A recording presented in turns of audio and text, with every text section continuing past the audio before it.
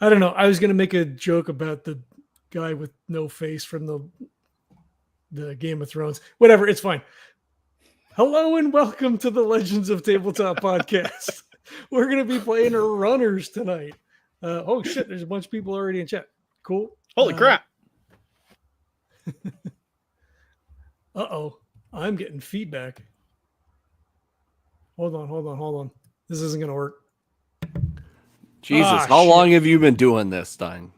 No, so I tried to record the... I'm going to lose that super cool intro now. Shit. Not that. There we go. Hey, Nick. Hi, Nick. No, so I got to record with OBS, and I recorded the channel, and then I closed the window, but now I'm getting feedback of the channel through OBS. So that's not going to work. Oh, son of a bitch, it's still doing it. Jesse, how do I make this not happen? I don't know what you're talking about. Fuck. Cool. Welcome to Tech Talk. Just give us 1 hour and we'll be ready to play. I shouldn't have fucked with stuff. That's the problem. All right. Well, fuck it. We'll do it live. We'll see what happens. It'll either it's going to work. We won't have any audio. Hey, John. Only through John would it be positive feedback. All right. Fuck it. We're just going to do it. Okay. I'm recording again. I don't know what's happening. It's probably fine. Mm-hmm. Jesse, take it away. Hey, stuffing things. Yeah. So last time on Runners, our team had they'd made it back to their city, back to Ingram, and returned the stuff. Huxley, they had taken a little bit of a rest, but Huxley had gone to the hospital to meet up with his doctor friend to get healed. Smokey had kind of doctor friend. My mom. Yeah, doctor friend. Jesus Christ. She's not technically your mom. She's your unofficially adoptive mom. Yes, how's that? Yes. All right. Continue. So he had met up with Miss Joanna, and Smokey had gone to the bar, gotten a free drink. Zuchy was working out in the kind of armory area of the organization, and they all planned to kind of meet up afterwards. They met up the next day after Huxley had he had pretty much passed out from concussion and stuff, and he was being taken care of at the hospital. Zuchy came in, checked on him. They talked a little bit. Smokey, meanwhile, was kind of waiting to talk to Miss Joanna just to see how Huxley was doing and everything. He got the crap kicked out of her by her. Handprint right across the face. He got Will Smith. Threatened. Yeah, right. And basically, threats ensued where you either protect him or get him to quit, kind of thing. They took that advice, and afterwards did a little shopping. So they traded in some stuff, traded in the rifle that they had gotten from the runners a few days earlier, and got a little more protection for their suits so that they can make it through a little bit better. And that's pretty much where we... Oh, and then Huxley did an expert job installing all of the new pieces. They're built-in engineer. So yeah, and then and that's pretty much where we wrapped things up. Kind of on the precipice of rest and restart at the moment. So we'll go ahead and say that, after Huxley did his thing and the three of you kind of go over the gear just to make sure everything is up and running, run a couple of tests, everything is fine, and you kind of part ways, make it to your respective beds. I know Huxley lives with Miss Joanna. Zuchy sleeps in the barracks. Smokey, I'm pretty sure we said you have a place. I thought I was just wherever my job says to go sleep. So I think Zuchy and I Yeah. did say we were back at the barracks. Oh, you're at the barracks. All right, sounds Yeah. good. Yeah. So you basically, the three of you, do your nightly routine, do whatever you like to do, and then crash for the next day. So, one thing I do kind of want to talk about slightly. So Zuchy, you've kind of had some stuff going on a little bit. And you've talked kind of with the guys about a couple of little things, mainly that you're overly protective for reasons. And you've kind of mentioned family and things.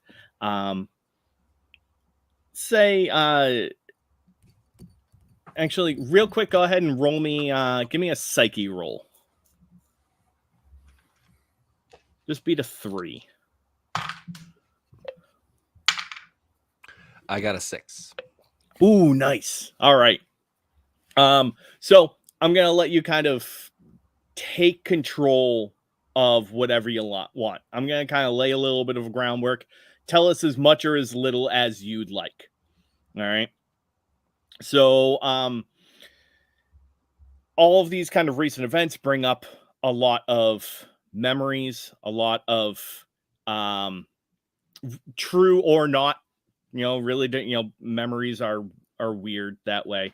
But in your dreams, you kind of have some flashbacks and that kind of meld and coincide with your current goings on between Huxley and kind of the recent run that you guys had. How does your past family and what happened to them kind of have any bearing on your current situation with Huxley and your protective nature? I would say a lot. Zuchy is a brother and sister, or a brother to brothers and sisters. So let's say he's the middle child of 4 brothers and 4 sisters. So he's the 9th kid, and he's right smack dab in the middle. So he's got some that are older, some that are younger. And there were times in the burnt with his family where we would actually, some of us would pretend we're runners. So we'd go to what we thought was a little safe place in our family area or whatever. And we go to grab some let's just say some corn that wasn't as damaged as other things. So let's just say there was a little bit of corn, but maybe it had a little radiation on it. Maybe it didn't, but that was, what we could scavenge or whatever. So it's we'd take these little trips, and we'd be Zuchy would be the leader basically, and be okay, all right, Milana and Brock or whatever. He'd be okay, Milana, I want you to go out to the west end, and Brock, I want you to go to the east end, and just be careful, that kind of thing, and be just send them out for different things. And sometimes they would come back unscathed, sometimes they would come back and something would happen. They would maybe get hurt by an animal, or maybe they got a little too much radiation because they just went a little too much off grid, even though Zuchy would be like, okay, these are the spots that are safe. Take those. Don't try to be a hero because it's really bad out there, kind of thing. So, he would actually get in a lot of trouble because his mom and dad would be like, you can't do that. It's just one of those things where it's like, if we're going to go scavenging I'm trying to think of the right word, just like going to get certain vegetables or something like that, we have to have a party of people because you just don't know what's going to happen. Right. And let's just say like one of the nights Brock goes out and never returns. And so Zuchy is blamed for doing that. And it wasn't even on a night where he did that. It was basically one of those things, one of the nights where Brock just had an idea and Brock was like, well, I'm going to go out, I'm going to find some stuff and bring stuff for the family. And, after that, again, no body was found. Yeah. Nothing, no signs of any kind of a struggle or anything like that. And, from then on in, Zuchy was blamed for that disappearance. Yeah. Well, because you were the one in their eyes that had encouraged that behavior. Yeah. And even though Brock was older than he was looking up to me and he was following Zuchy's, leadership or whatever you want to call it. And, it just shouldn't have, Zuchy should have known better to be like, okay, we're playing a game right now, but in real life, you got to be safe. So, yeah. Yeah. So I imagine too, kind of probably part of the dream, the recollection that you have, is, the moment the other day from when you went to visit Huxley in the hospital, when you kind of walk in, there's all the curtain lined rooms, makeshift rooms up like that. And you're going in expecting to visit Huxley.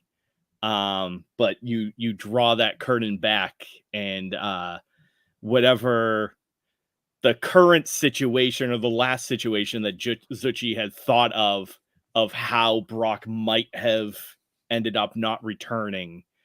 You see Brock laying on the bed. And that's as soon as you lay eyes on him, that's when you wake up. Okay. I would even add, if it's okay with you, I would even add absolutely that, it's your dream. What is Huxley's adoptive mom's name again? Miss Joanna. Miss Joanna. Okay. So I would even add like, and then he turns and like expects to see Miss Joanna like screaming at him, telling him, what are you doing? And instead it's his parents. And they're like, we're so disappointed in you. Look what you've done to our, they'll even like throw in like favorite son, just to kind of, throw a little bit more of a knife in Zuchy's heart. Because that's the guilt you feel talking. Yeah, it's not that they would ever say that, but yeah. Because even though they probably never said that out loud, I know exactly how they felt. Right. Yeah, so that's how Zuchy wakes up in the morning. Sweet, cold sweat. Yeah, right. It's sweating more than even when he works out, his daily routine kind of thing. Yeah. Yeah. So he's probably looking around. He's probably like, he lays back down a little bit, but he's like wary of falling back asleep because he doesn't want this to continue. Exactly. It's still dark, but you have a feeling it's going to be sunrise soon. And just laying there for probably a good hour and a half until the sun starts to rise and the fluorescent lights kind of flicker on in the barracks area. Smokey, how late were you out drinking last night before you finally came back to the barracks? Did you actually go drinking, or did you kind of call it? I chatted with Marla when that was the night before when everyone first got to Okay, back to Ingram. That was the Yeah. night before. Okay, so then this is another day. This is after after Smokey and Zuchy got in the goop and all that. So this is Yeah, exactly. Yeah, this is going to be the night following that. Yeah. So I think he would go back to the bar, right? And just for small talk and chit chat and whatever. All right. I don't think he would have been, it's the day after. He's probably still feeling a bit weak from when we had the de-radiation bath. Yeah. So he won't be. Yeah. If anything, it's almost like getting a respiration test where, like a nebulizer treatment where it makes you better, but at the same time, it sucks a lot out of you. Yeah. So you come out of it physically better, but exhausted at the same time. So it's not like Smokey has anything else to be doing, right? He's not right. So I mean, it is just him. So he would go back to the bar because I think Smokey also likes to just hear and see what's going on, right? So they just got back from their first run. Some kind of weird stuff happened. They saw some weird stuff, so he just wants to keep his ear out. I don't think we've really told anybody. Did we? So we have the sign from the tram, right? The shortcut that I told us to bring back with us. So I don't know if we've told anybody yet, or if that would be for Briston we were going to tell, or if that was stuff we were going to hold on to because we've got a chit of some information. I think we did say walking back we would hold that, because we were saying to Huxley, that's some more info to keep, that it may be worth something coming back around. So I think we decided we weren't just gonna blare out everything we saw. So Smokey would just go back to the bar just to keep his ear to the ground.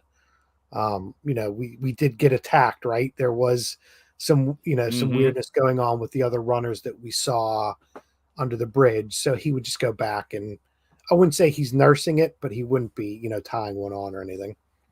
Right. Sounds good. Yeah.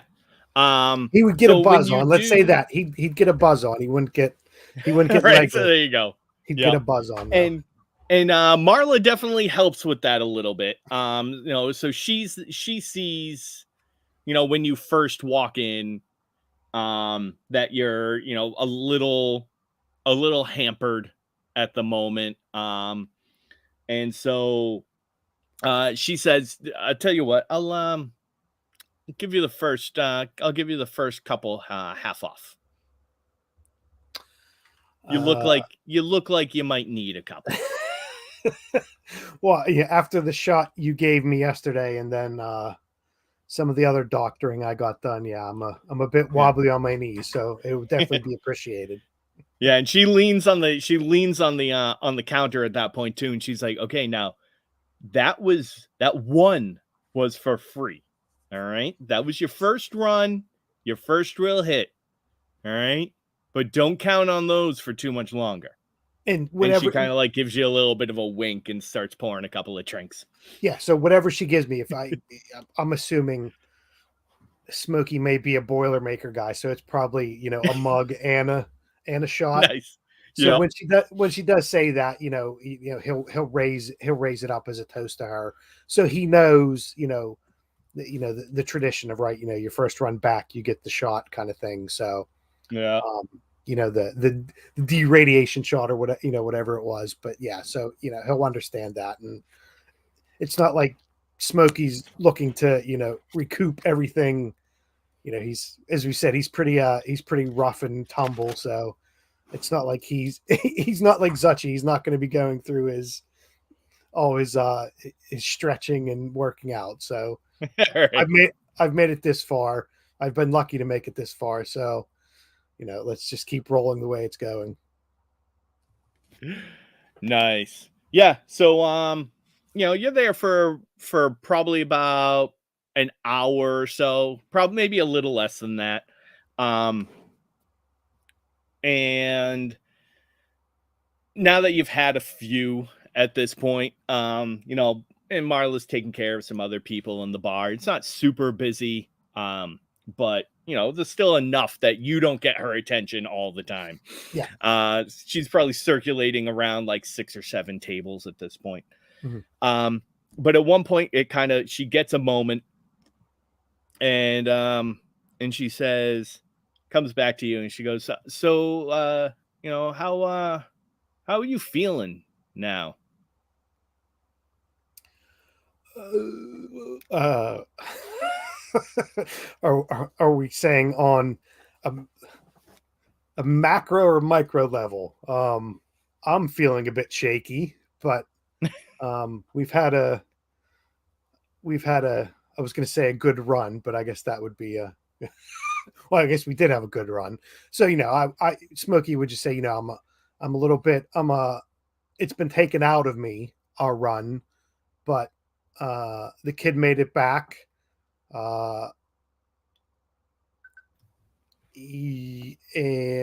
I think we have some marching orders for making sure he makes it back each time we go out. So all in all, the mind is happy. The body probably isn't that much, but that's not anything that's not anything I'm unused to. I don't know if that's the right word. Yeah. Smokey would say that. I'm not unused to it. So you're ready to kind of go back out there, get things done. Yeah, I think we were just gonna go see what was next on the bulletin board. I don't know if there is a bulletin board. A virtual bullet board. The stereotypical bulletin board. Yeah, I think Right. I think Zuchy and Huxley haven't said that they weren't ready to go out, and I think we did mention to each other that after we rested up a bit and talked to Briston that we'd be heading back out. And he'll kind of look sideways at her because obviously so the one I owe her, is that the to deliver the supplies, or is that something else? Well, no, she just said that she has some business in another place. Into Zane. Okay, so that's not Yeah. the thing I owe her, right? That's just a, hey, if you guys are out there, you can make a bit of extra. That is what you owe her. Oh, that is Yeah. what I owe. Okay. I just want to make sure that. Okay. And I couldn't remember if we said we heard of Tizane or where it's at. I'm assuming we do. We just haven't gone. We went west instead of north where it's at, or something like that, right? Give me a brains check. We'll do this graduated. So the higher you roll, the more information you have. Okay. Other than just, hey, I need you to get some stuff out somewhere for me, or I know where it's right. at. Yep. Okay. 5. Nice. Okay. Yeah. So you actually have a decent idea of where this is. So you've never been there before yourself. Your last time was your first big run out to another null zone. Yeah. So obviously you haven't been there. But you have heard of it. People who have been there before. It is actually on the opposite side of the run of where you just went. So you left out towards the east. This place is more towards like the west northwest. Okay. It's not a super hard run. So the burnt that it goes through is a piece of the burnt called Sturbridge. It was a smaller town, but very popular for a lot of its science research and in engineering, which is probably why it was a target.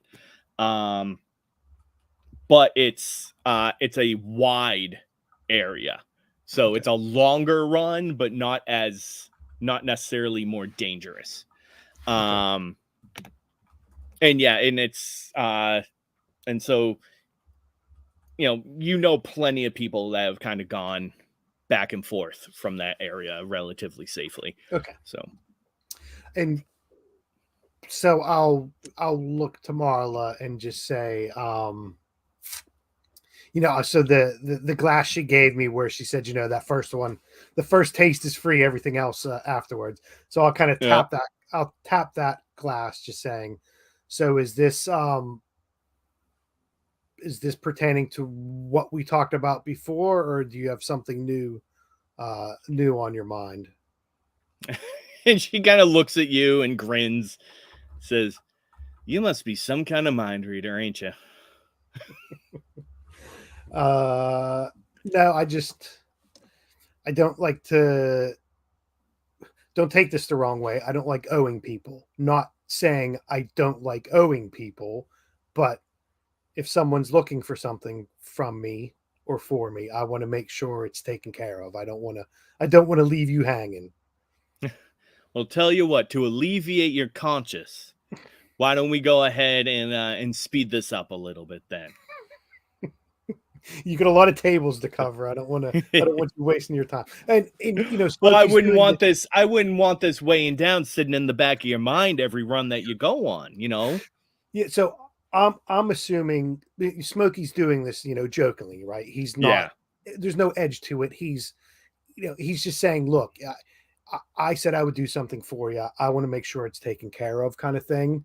And so is the vibe he's getting back from Marla, the bartendery, half flirty, keep the customers coming back, is she also in that tone, or is there an edge to it? Like, yeah, you owe me something. Now your ass is going to go out and do it, kind of thing. Or right.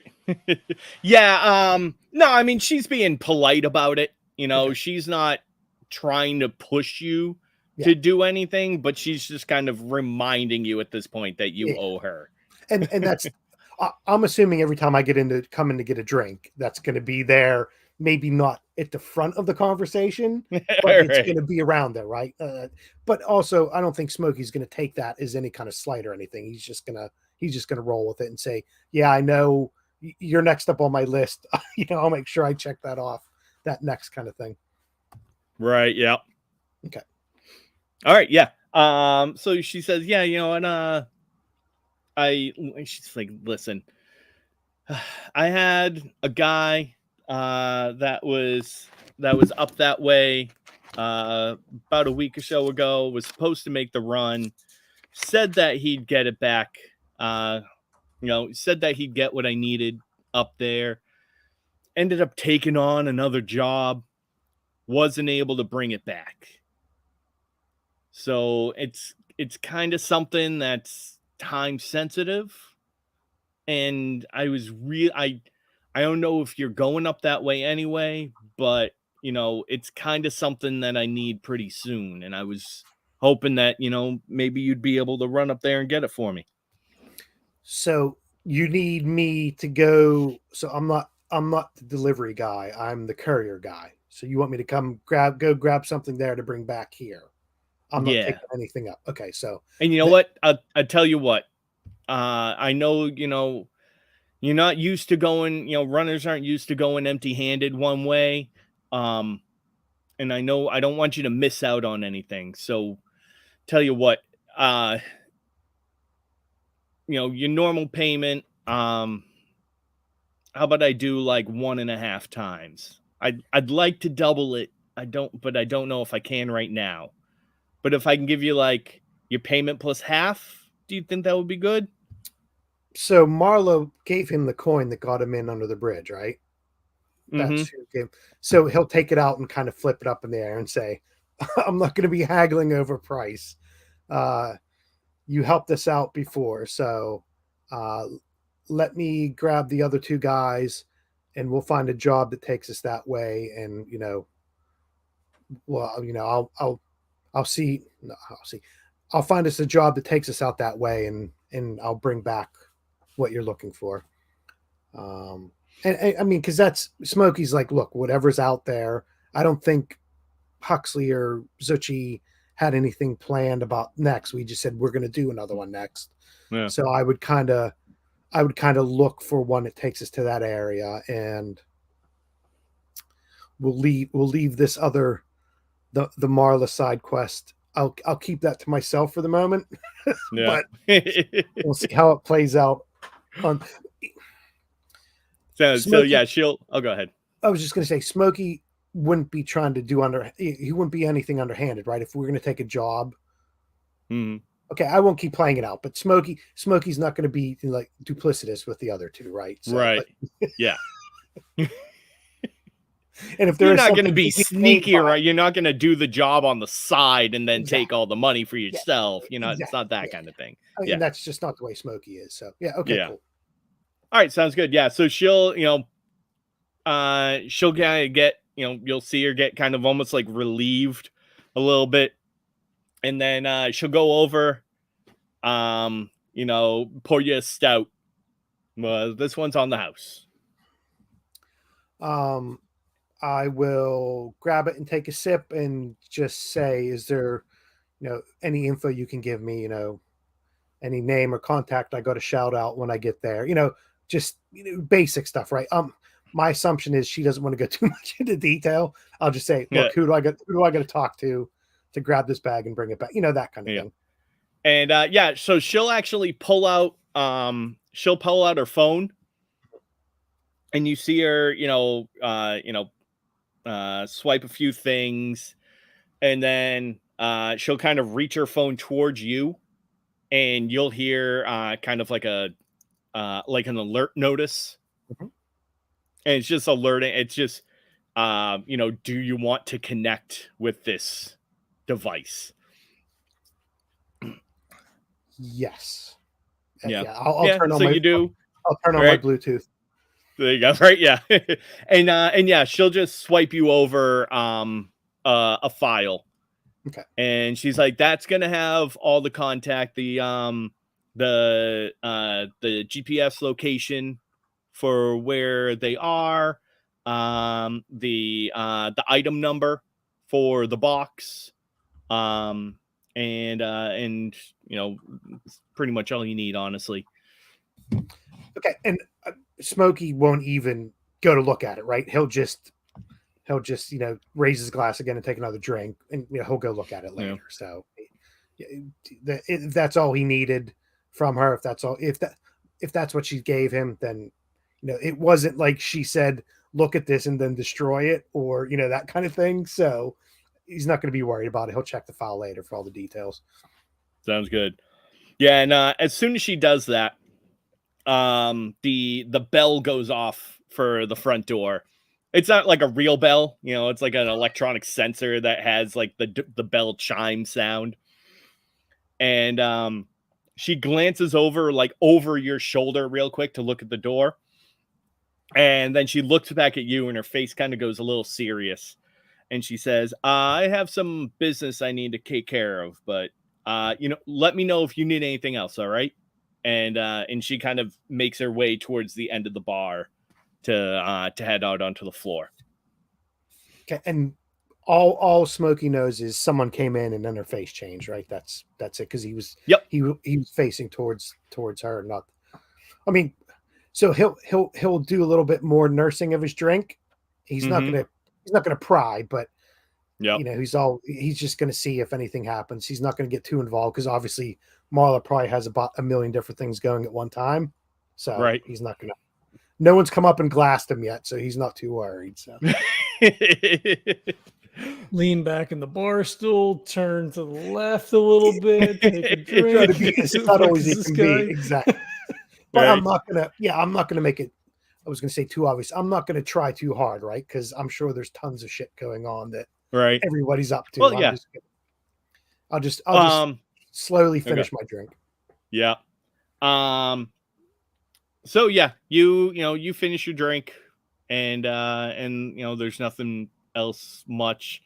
Within the next 15 or so minutes, Marla doesn't come back to the bar. You can kind of hear her every once in a while. But she's so that she's in the room. Obviously, she didn't leave. Mm-hmm. but she hasn't come back to the bar area yet. So I think what Smokey would do is, I'm just trying to think when he did as John did when I did my subtle arm over the back of my chair turn. Did I get a look? Did I get a look at who came in? Yeah, sure. Okay. They are a man and a woman. The man is very dark skin, kind of almost like cornrowed hair that goes down and kind of braids to about half his back. Although almost half of his hair is missing, kind of just burnt off. The woman is, and he looks, he's sitting down, but he looks pretty tall. The woman is probably just about his same height, but kind of pale, dark blonde hair, and similarly kind of pulled back. And they're just in regular street clothes. The one thing you do notice, though, is they are both wearing very similar kind of like leather or pleather jackets, black, and on the left arm they have two blue stripes that almost look like L's, with then another blue stripe that looks like a lowercase I next to it. So it almost looks like an LLI. And go ahead and give me a brains roll.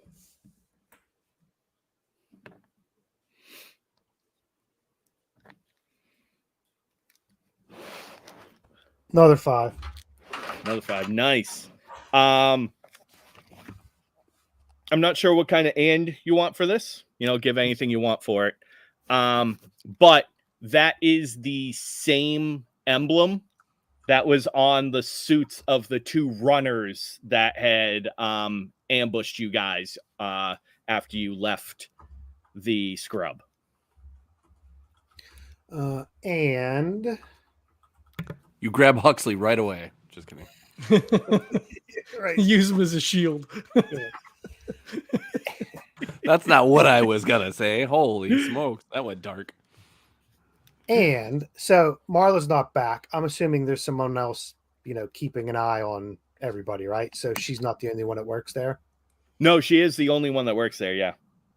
Okay. I will. This is going to sound kind of archaic, right? But I'm going to look for a napkin and write something on the napkin for her.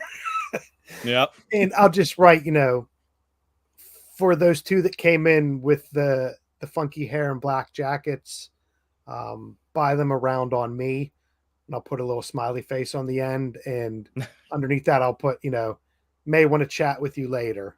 And I'll just leave that on the bar and put I was gonna say put some money down, but she'll take that out. But I'll just say I want her to buy them around, and then I'll chat with her later because I've got some questions about them.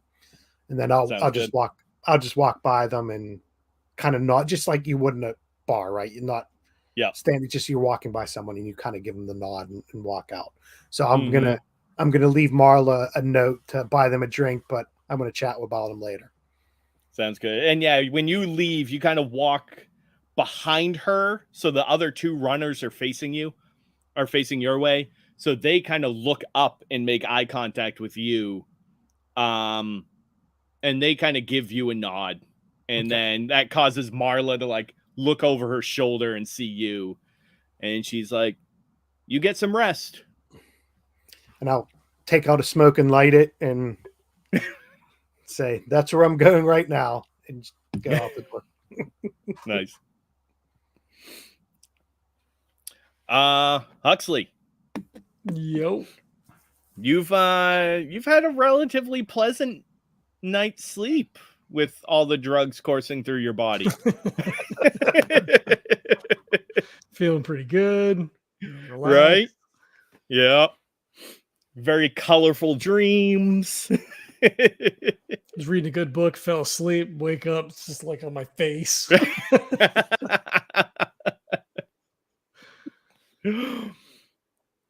Yeah, and in the morning you actually wake up to Miss Joanna kind of going over some of your chart and some of your vitals.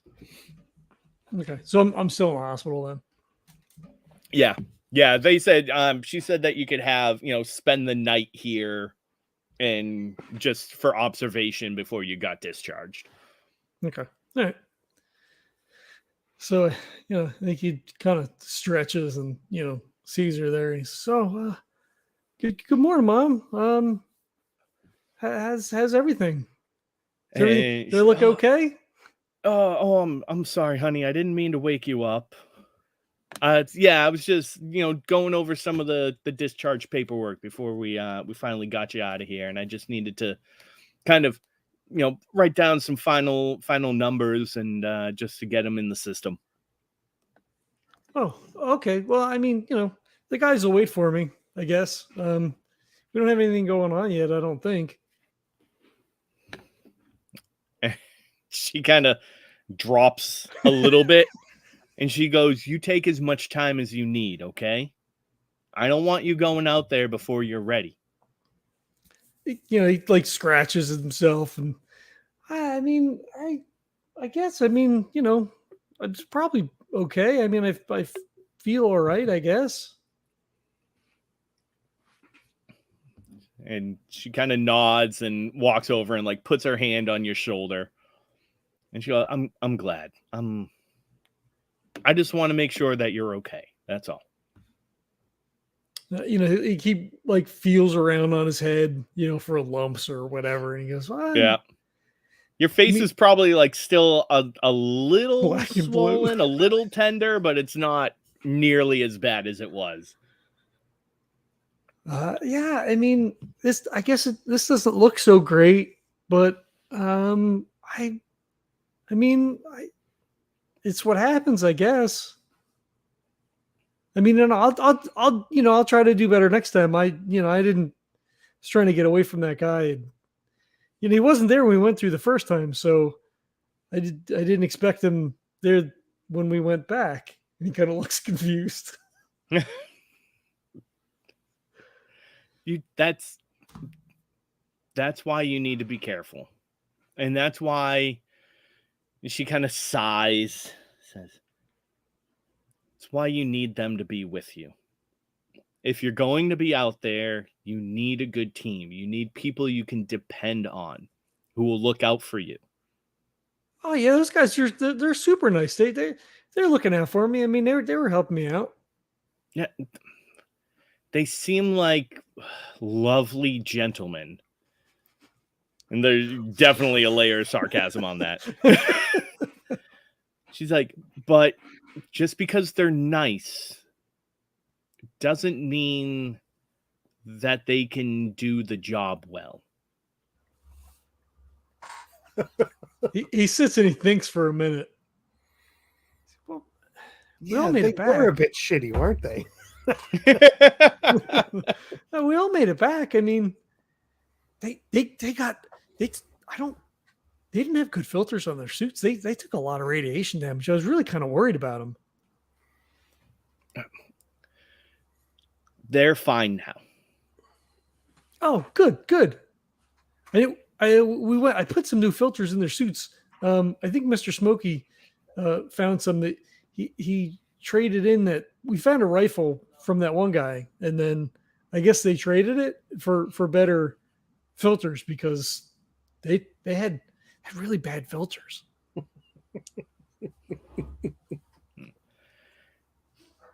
It's good to know that your training's coming in handy, at least. As much as I tried to keep you away from the scrapyards and away from those people, in retrospect, with what you're doing now, I'm glad that you did. I mean, I just want to help, just like you. I know, honey, I know. Just let me know. Just keep me apprised of how things go, okay? I know I can't stop you from going out there, but at least I can make sure that you're better protected. And if need be, I can talk to some people. I can get you reassigned. Again, he looks kind of puzzled. I mean, I know you seemed like you were maybe kind of mad yesterday, and you said the same thing, and that you couldn't stop me, but I mean, why would you? I mean, but why? I mean, I'm helping. No, I know. I wouldn't want to stop you from doing what you want to do. And you are helping. Yes. And guaranteed, without you, the two of them probably wouldn't survive much longer. I think it washes over him. Right? Because he's thinking like, well, yeah, I mean, like I help with the suits, and not in the shitty way that she means it. Right.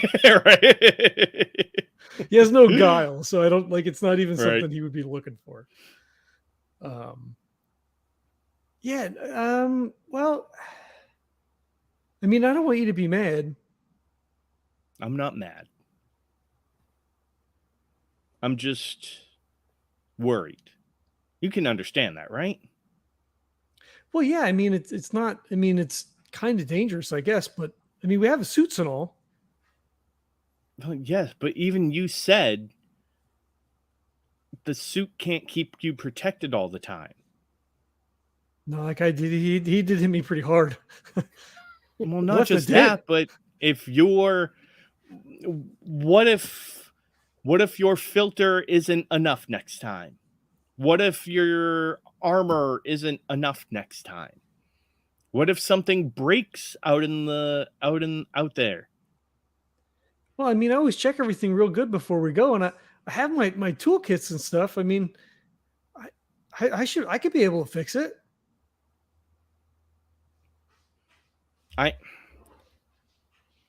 Just do me a favor. Of course, Mom.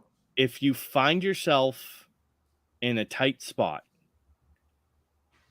just make the right choice, please. I hope so. I'm trying. Just make sure you come back. Okay? Okay. And she'll kind of look around slightly and then lean over, give you a quick peck on the forehead. Oh, he gives her a hug. If she leans Yeah. down, he gives Oh, her yeah. a hug. Yeah. Yeah. She's trying to like keep it out of, because like she's a doctor still. She's trying to Yeah, keep I'm it technically a professional. patient right now. But- Yeah. Right. Yeah. But yeah, she'll at that point you like give her she'll like lean into it. And then she kind of gives you a pat on the shoulder and says, oh, okay, I'm gonna go turn your paperwork in. The nurse will be over in a few minutes just to get you back into your get your clothes, get you processed, and then we'll get you out of here, okay? Okay. Thanks, Mom. All right. I'll see you at home. Yeah, I'll be there. And she'll give you kind of another pat on the shoulder, and she'll take off. Shakes her head. Fucking kid. Right.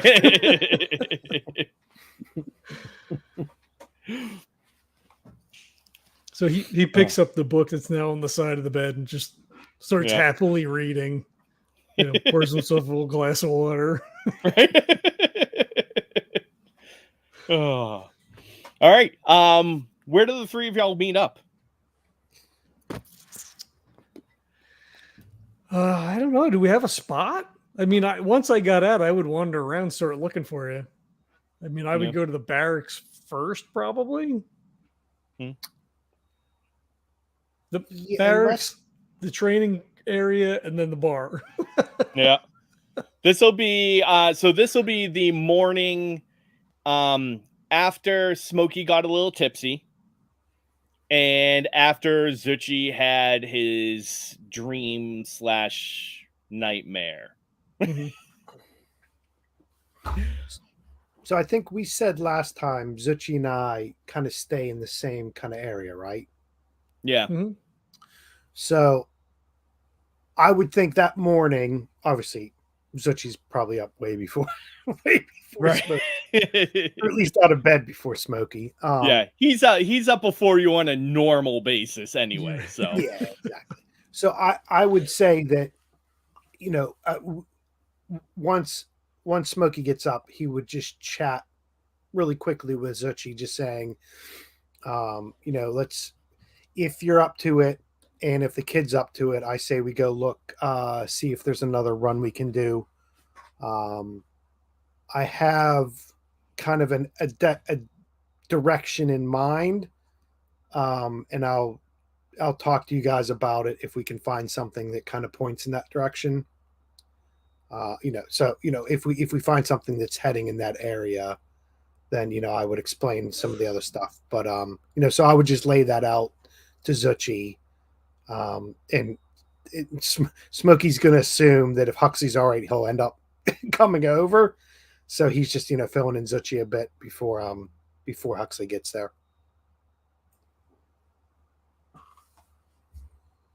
Unfortunately, Kurt has stepped away for the moment. That's what it was just more. I was just going to say, yeah. He agrees with everything you're saying. Yeah, exactly. Right. You're right. Yeah. You're very Smokey. You're very handsome. You're a really good guy. All that. So yeah. So I would just, obviously I'll let Huxley know too when he gets there that, Okay, well, let's say he wanders in there. Yeah, I was gonna say, Yeah, exactly. Yeah. So Smokey and Zuchy are kind of sitting there talking, and then Smokey sees Hux walk in to the barracks area, like over Zuchy's shoulder. And he, like, if there's people in there, he'll wave. Like, if people acknowledge, he'll wave. Hey, how's it going? How you guys doing? Yeah, and you probably get a couple of like, dude, your face. What the fuck? I'm sure, like, he's like Two-Face. Half his face is like purple and yellow. Right. Yep. Yeah. Yeah. He's black, purple, yellow, little shades of green. Like, yeah. It's pretty bad. Yep. Like, did you fucking fall off a building? What the shit? No, we were coming back from our run, and this guy in a big suit, he hit me with a big hammer. It made my head hurt. I threw up in my helmet. They do laugh at you at that. But they say, fuck, man. Yeah, like I'm pretty sure I'd lose my shit too if I ran into a Reaver. I think I had a concussion. Yeah. So Smokey's going to be keeping an eye on the conversation just to make sure it doesn't turn into let's take a piss out of Huxley kind of session. Yeah. But go ahead and give me a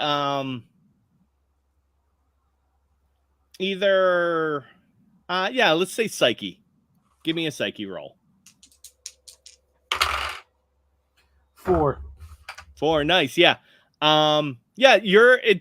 It's actual like they're kind of taking a piss out of him a little bit, but in a friendly way.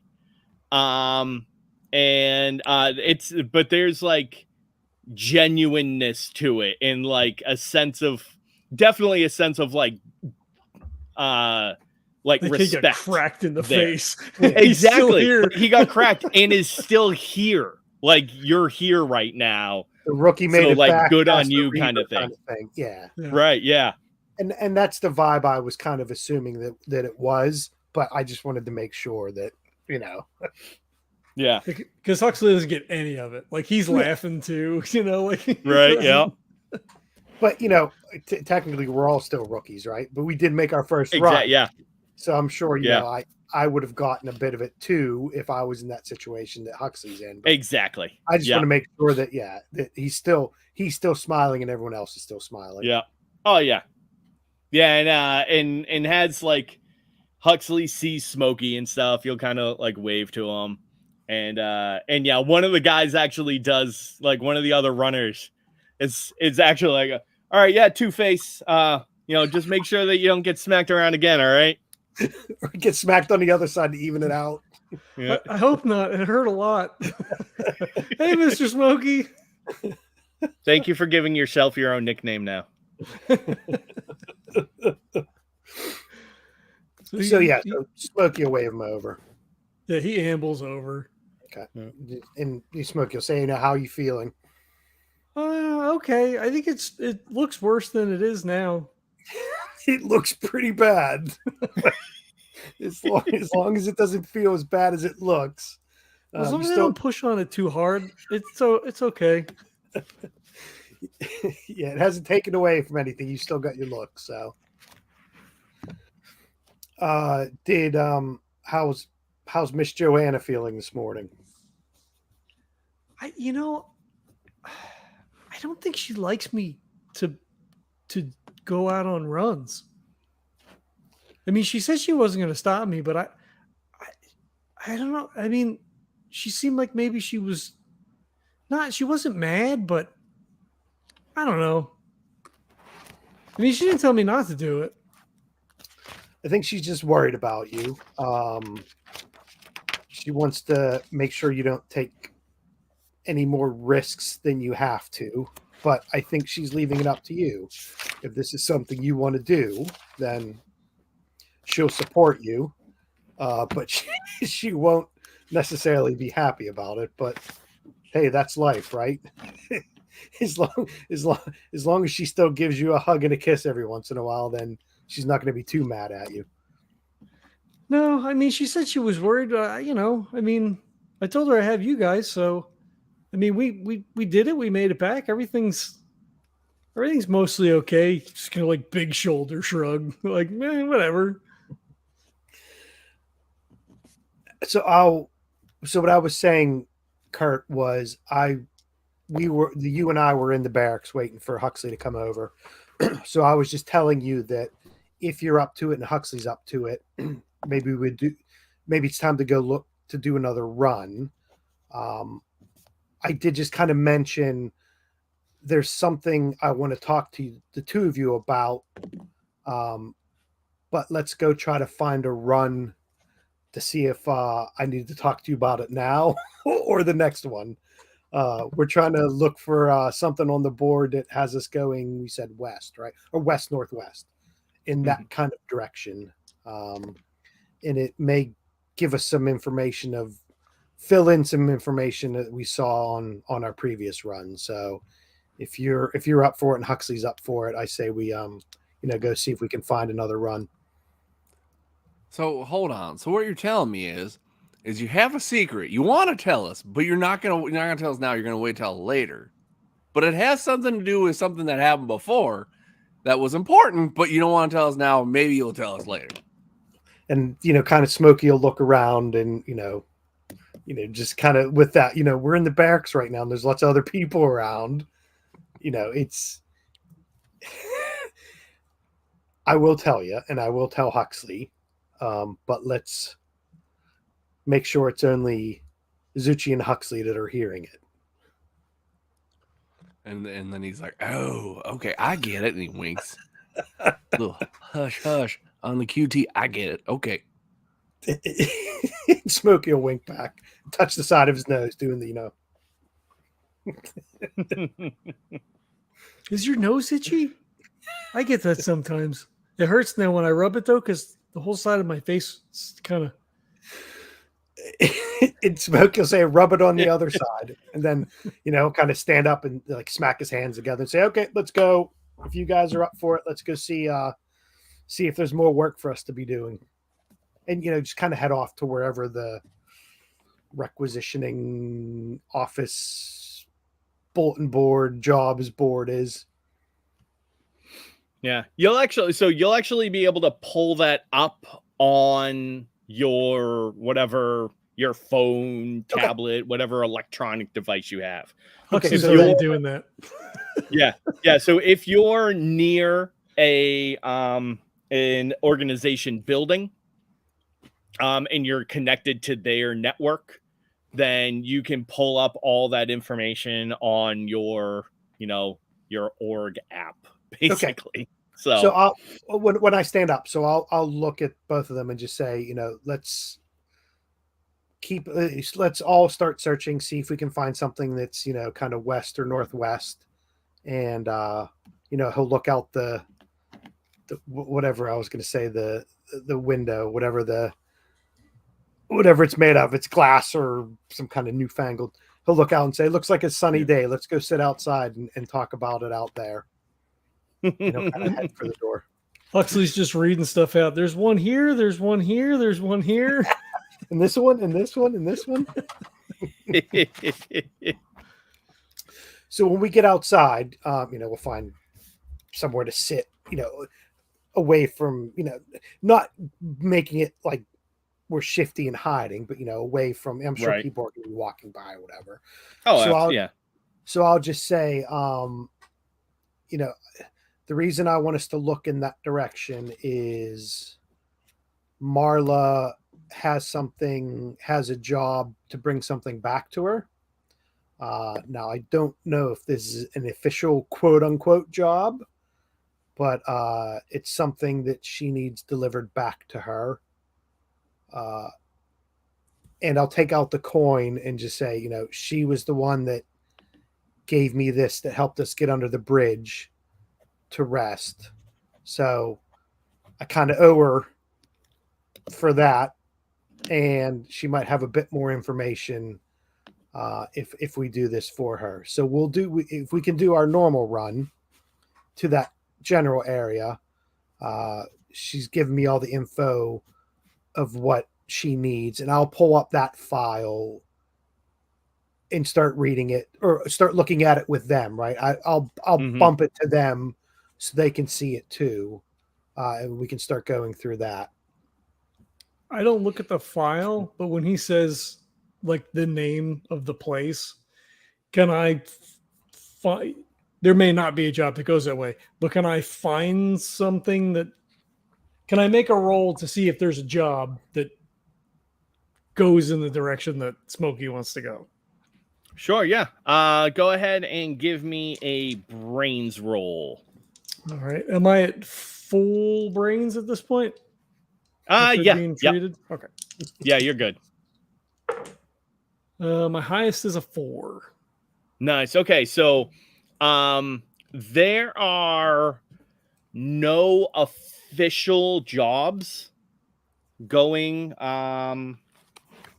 to, as I flip through, I forgot the name of the thing. To Zane. So there are no official jobs going to a Zane right now. However, your reach right here only is through the organization. And I'll say with a 4, you do have, while you don't have direct connection to it right in here, there are also other sources that you could look at. Sometimes there are tradesmen that need jobs done. More of a reliable source, though, is the knoll itself. Sometimes the governing body or officials within the knoll do have jobs separate from the organization to go through. So that's a question. What is? Well, I'm trying to formulate the question. Yeah, that's the question, right? We'll leave it at that. What's the protocol, right? What kind of jobs can we take? Obviously, for the organization, they have jobs, but Mhm. do we have to do a job every? Is there like we have to do so many per quarter, or are we allowed to do not freelance, but can we do Mhm. stuff that's not the organization's job if it's for a Yeah, merchant you or absolutely whatever? can. Okay, so there Yeah, isn't any kind of so there are no regulations per se.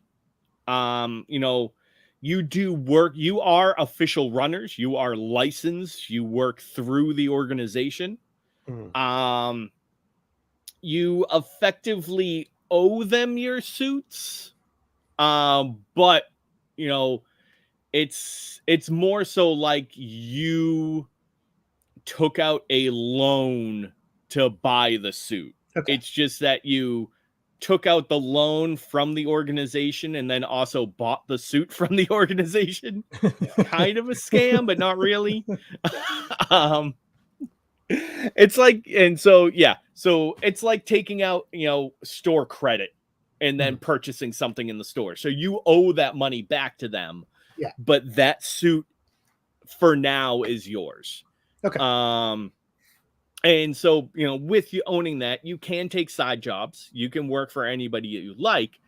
Um, you know, if you do disreputable work and get caught doing it and the organization doesn't like it, at that point they can revoke your license. Yeah. And obviously you don't gain, rank and reputation through the organization by doing jobs outside of it. Okay. But you'll still get paid, Okay. hopefully. And So. and that was the vibe I was picking up. I just wanted to make sure that Yeah. obviously if we go on the black market and do a whole bunch of dodgy stuff, that's probably not good. But we're not. Yeah. We don't have to do. It's fine as long as you don't get caught. Well, yeah. And I'm sure there's a lot of that going on, right? Yeah. Maybe I shouldn't have said that out loud, right? Because that. But it was. I just wanted to make sure if.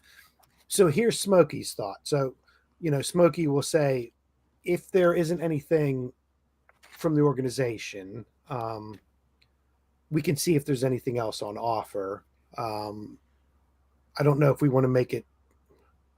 I don't know if we want to take on too much, bite off too much. But I don't mind seeing if there's anything that would pay us to go out and help us come back. And the reason I say help us come back is I saw a couple people in the bar last night that had those same kind of marks on their their arms or shoulders, right? Their sleeve, yeah. On their sleeve, yeah. As the two on our previous run. So I'm not super happy that we don't know more about that, considering they came at us on the last run. So I think if we can help Marla out with this, we'll probably get a bit more information from her about who these people are. And I think Zuchy said he knew a name of one from before, or was that just one of the guys under the bridge? I couldn't remember if it was one of those two or if it was just someone else. We saw a couple other people with those marks, and I think Zuchy knew the name of one of them. Yes. Yeah. Well, he knew the name of the guy that one of the guys that you killed. Yeah. Yeah. Jansen Wells. So yep. I'm thinking if we go help Marla out with this, which would, in all honesty, guys, it would help me out a bit because we owe Marla for the coin. If we bring that Jansen name to her, we may be able to get some more info about the two people I saw in the bar last night. When you mentioned the you saw guys with the patches, like Huxley looks uncomfortable. Like when you say it, he like looks around to see, if there's someone around us. Go ahead. Yeah, no, I was just say he's visibly upset. He's not like shaking or anything, but he's like looks like scared essentially. Yeah. And Smokey will say that's why I want to get more information. I don't like us being ambushed out on a run. And if there's we need to get some more information. Zuchy knows a name of one of them, but I would really like to know what the hell they're about and what the hell they were doing when we saw them out there. They don't. I mean, they don't stay in the barracks, right? I don't think we saw any of them, did we? I didn't. Well, I didn't. Can we No, roll? I mean, a if you take brains a on quick that? look around. Oh, sorry. Go ahead, Kurt. I was just wondering, can we roll like a brains for that if we've seen anybody that's been there? Absolutely. Yeah. Go ahead and give me a brains roll. I assume they're loud and proud kind of thing. So like if they are there, you would know that they were there. Right. Woo-hoo! 2 6s, baby. Whoa, nice. Yeah. So I'll you have in fact seen them around in the building. You know, they come, you know, and you have no idea how large their numbers are. But you've seen probably at least 6 or 7 of them that wear these, you know, this patch. And they definitely come into the building. You know, obviously they get jobs. Sometimes that you see them at the, you know, in the rec room or in the cafeteria, but the one thing that you never see is any of them in the barracks, and you never see any of them in the armory where a lot of you keep your suits. Have any of them ever caused trouble that we remember? Not inside the armor, not inside the building. You know, like John said, like they're kind of They're proud a boys. very self-assured group of people. And so they like to kind of show off and flaunt. So every once in a while, you know, you've heard about them getting into fights in bars and things like that. But nothing too extreme. They have truck nuts on their suits. Yeah. So are they? But yeah, I mean, they have good tech. And you know, they like to flaunt the more dangerous runs that they've done, and things like that. So they're definitely a verbose group. Are they part of the organization then, or? Yes, yeah, they're all licensed runners. Okay, Yeah, gotcha. Now, yeah, but they. Oh, go ahead. Okay. So Zuchy's like, well, you know, I wonder, and I think we might have to be careful here now. I wonder if that visitation from your bartender friend with those other two, if it has something to do with us. That's why I wanted to try to get a bit more information about who and what we're dealing with.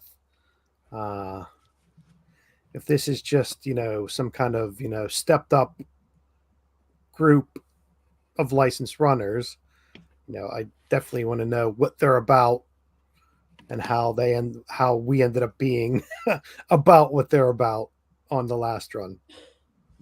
But why would she do that, Mr. Smokey? She gave you the coin. Why would she do? Why do you, I mean, Mr.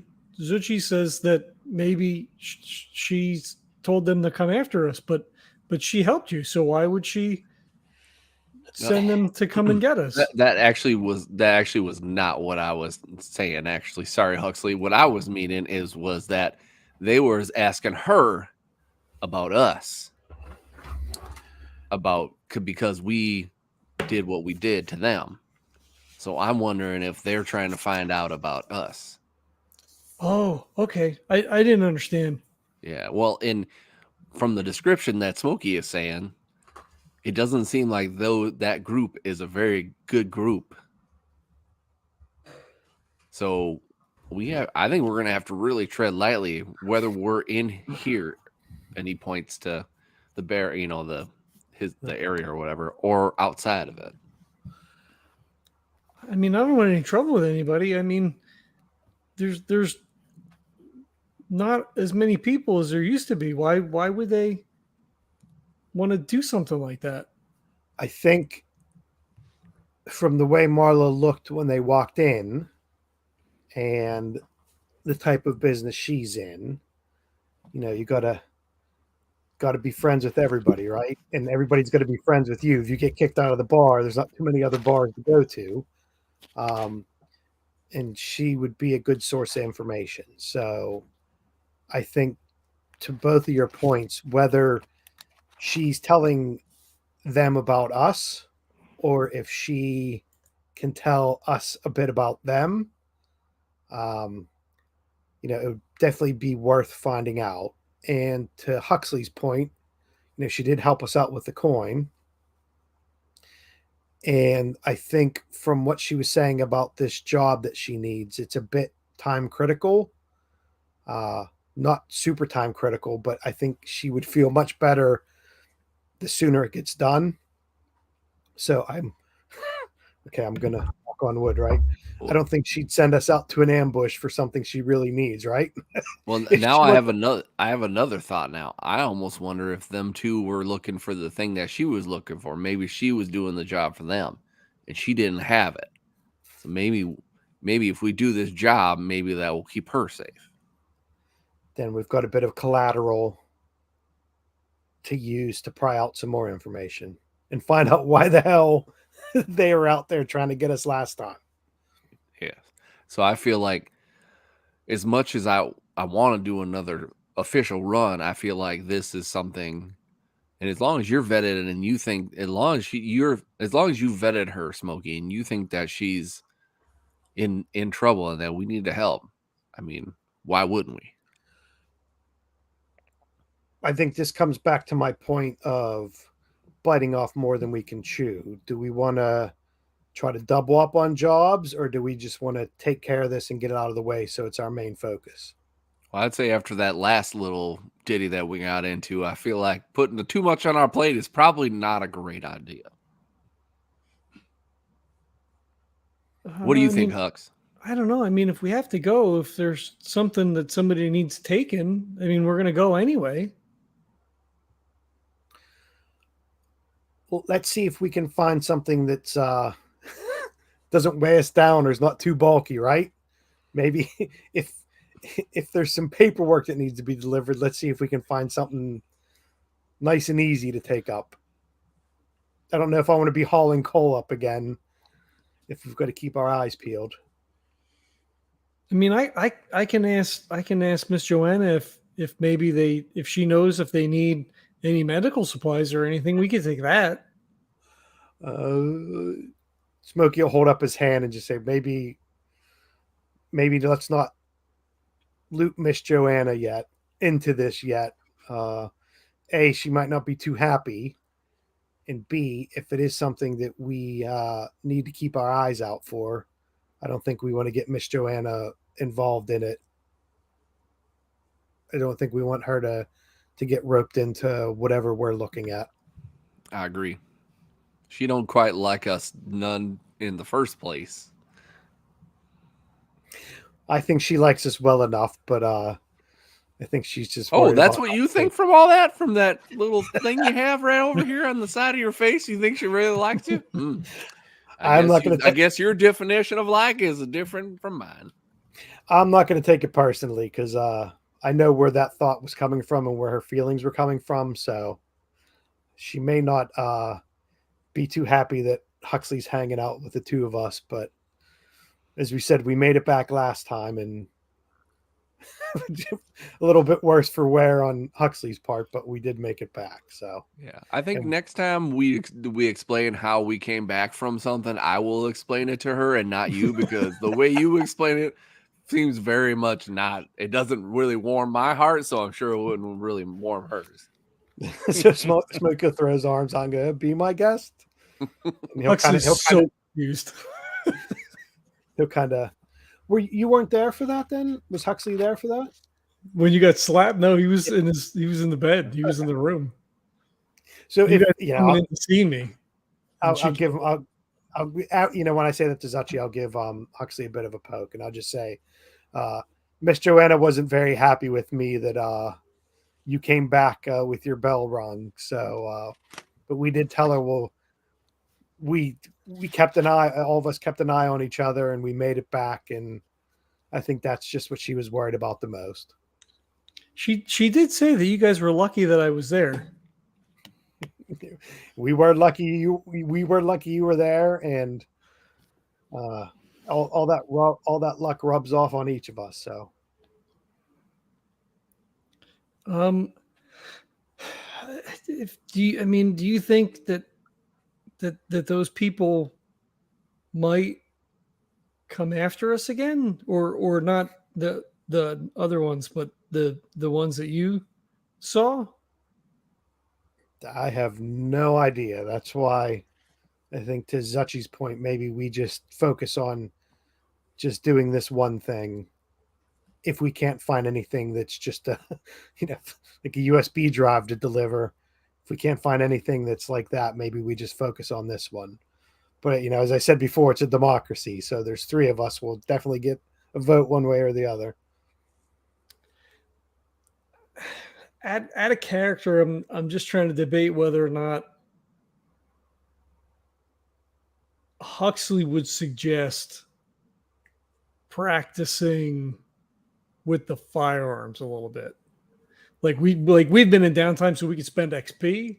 I looked at the skill list of stuff, and I just feel like he's not competent or inclined to possess almost any skill on the list. Yeah. But he was very proficient at shooting, whether or not that's an innate ability, it seems.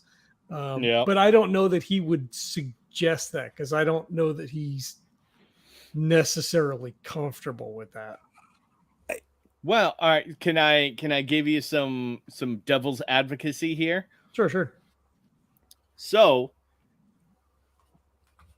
perhaps he may look to practice with firearms more, so that the next time he has more control with it, and he doesn't land a headshot by accident.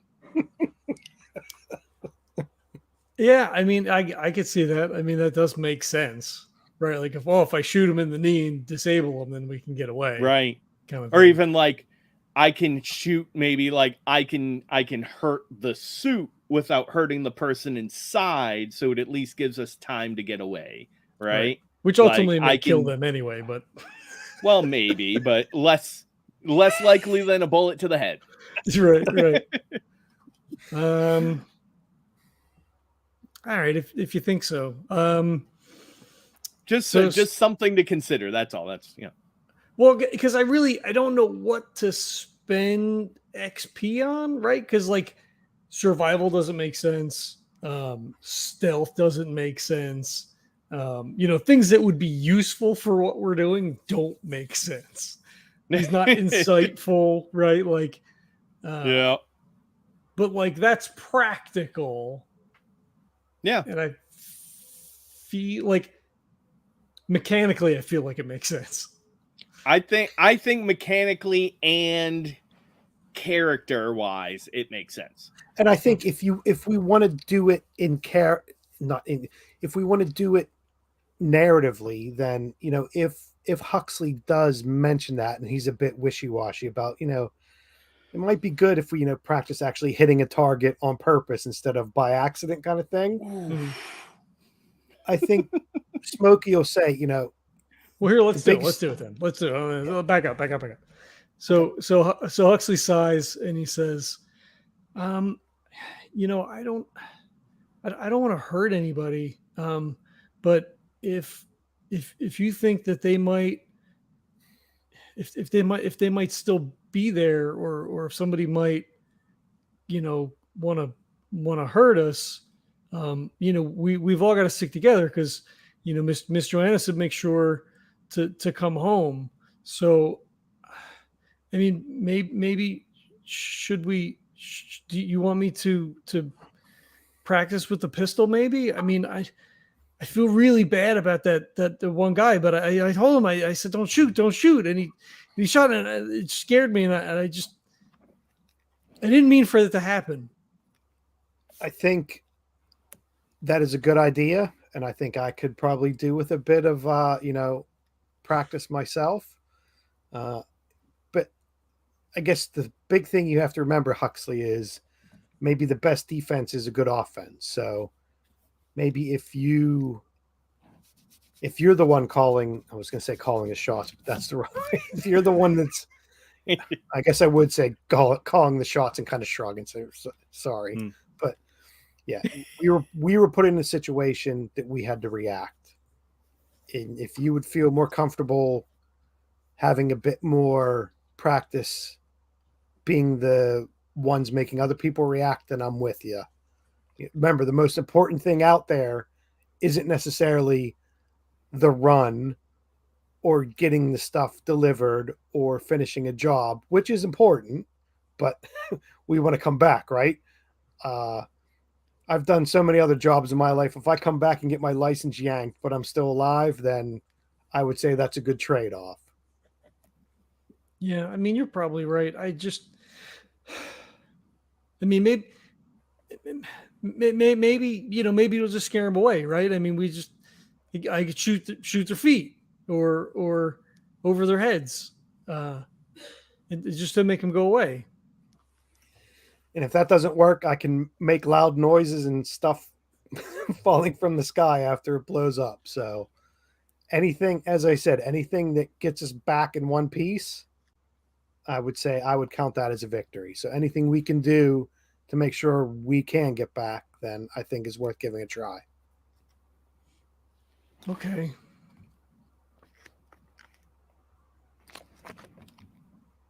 And let's make it a bit of a contest. Whoever gets the most, I was going to say most, whoever hits the target the most has the other two buy him dinner and drinks tonight. Oh, okay.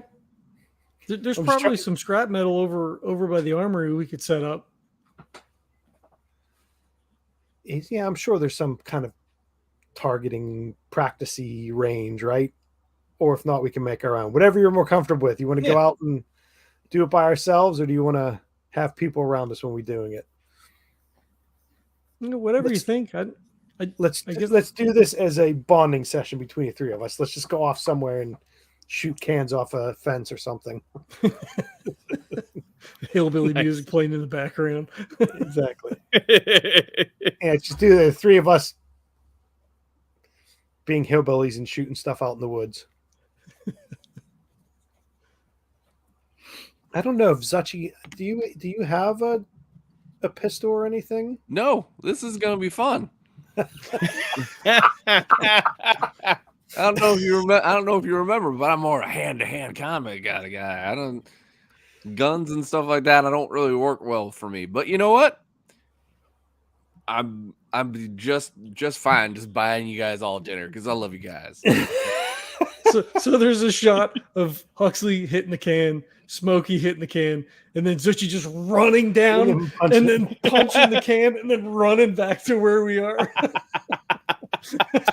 I think maybe we did make a good choice by just being the three of us out doing this instead of everyone else saying.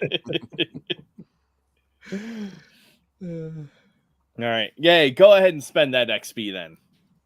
There you go. Yeah, all right. I would say that Zuchy would actually like try to do it. So it'd be like he'd like point, and it like wouldn't even be good. It would be like he's like pointing to the right. Say like Smokey like pushes his arm like a little bit closer to it or whatever, you know, and he's like, okay. And then I was just like ba-doom, ba-ding, ba-doom, and like doesn't hit any, like maybe hits a tree off to the side and just explodes. Zuchy's holding it sideways like they do in all the movies. Yeah, right? yeah, exactly. Right. I look cool, guys, right? You know. Mr. Smokey, he's going for a kill shot. And I think the way that would play out is, it's three of us, right? So I think there is a bit of, levity in it. And I guess that would also help, right? Because Huxley's been a bit, not paranoid's the wrong word, but right, he's a bit shaken up by what happened and seeing some other people around that were part of that group or whatever. So anything to take his mind off of it, so the, Smokey will make sure it is a bit more jovial than, I think we are being serious, right? And we're trying to do it, but also have some shits and giggles too. So Right. Dig it. Nice. Yeah. So you're out there for, we'll probably call it the better part of the day. Brought yourself some snacks, kind of just hanging out, practicing shooting. And Mr. Lenny gave you us come juice boxes.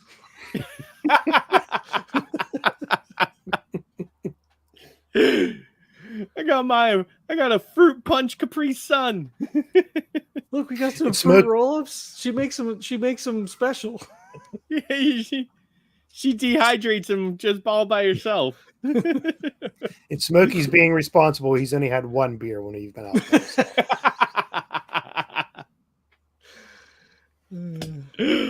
Oh, so yeah, you guys, spend the better part of the day on the range shooting around. Come back, when you start to lose a little bit of the light. It's still sunny out, but it's starting to set enough that it's starting to get kind of a reddish pink on the ground, and probably time to call it quits. Are you gonna try to do anything else today, or are you kind of saving all? Is this kind of your relaxation and decompression time, and you're gonna save all the business for tomorrow? While we're walking back after, because I'm assuming we went a little bit further out, No. While we're chatting, walking back, if we're reading the file that Marla gave us, because I gave it to the other two, is there anything that jumps out at us? Right, I wanted all three of us. I know Kurt was joking around about telling secrets, but Smokey wants to make sure that we're all looking at the same thing and seeing the same thing, or maybe someone notices something the other one doesn't. From Marla, who her contact is, where it's at, all that, just to see if there's anything in that we need to discuss further, other than go find Joe and tell him to get us box 16 kind of thing. Sounds good. Yeah. So when you open up the file, the first thing you see is literally just GPS coordinates. Okay. It's not even like a location. It doesn't tell you like, hey, go to like the Ames warehouse or anything like that. It's literally like a pinpoint GPS location. Okay. The second line says B18. The third one is a series of 3 numbers. So it's 17, 8, 24. And then the last one is just a string of about a dozen or so random letters and numbers. Okay. So Huxley, if we're getting just GPS coordinates and not any kind of more detailed location, I'm assuming this is just something we got to go pick up and bring back. Is that something that I could research on my phone? Like plug in those coordinates and then like throw the layers on the map and see like if that's a building, if it is, what building is it? Like, do I know? So that so if you punch in the GPS location, you will get a point on the map. But as far as you can tell, it's just kind of like a blank spot in the middle of nowhere. Okay. Can I make a brains roll to see what I might know about Tazen? Sure. Go ahead. The only reason I would even ask it is because Mhm. he's a a book guy nerd, Yep. like knowledge guy. So like if Smokey said that that's what it was, then he would immediately like look to see sort of like what information. Not that he would necessarily Right. intrinsically know, but like Tazen, how far is it? What's what are they known for? Like just like Right. the Yep. general info, I guess. See if Sounds that good, blank yeah. spot's see if that blank spot's known as the kill zone. Kill box. into, Yep. into the kill box. Yeah, go ahead. We'll do this as a graduated, but I will tell you, in order to get any decent information, you'll need to roll probably like above a 4. Okay. I don't have anything to add. So you'll get information regardless, but any good information is going to require a higher roll. Right. One of those is a 652. Perfect. Excellent. Did it. Yeah. So you like to be prepared, right? So you kind of one of the things that you find I think perhaps it actually kind of piqued your curiosity a little bit when you saw missions going to Tazane and you heard about people mentioning it, but there's nothing in the official organization records about it. Okay. Which caused you to kind of dig into it a little more. Curiosity and all that.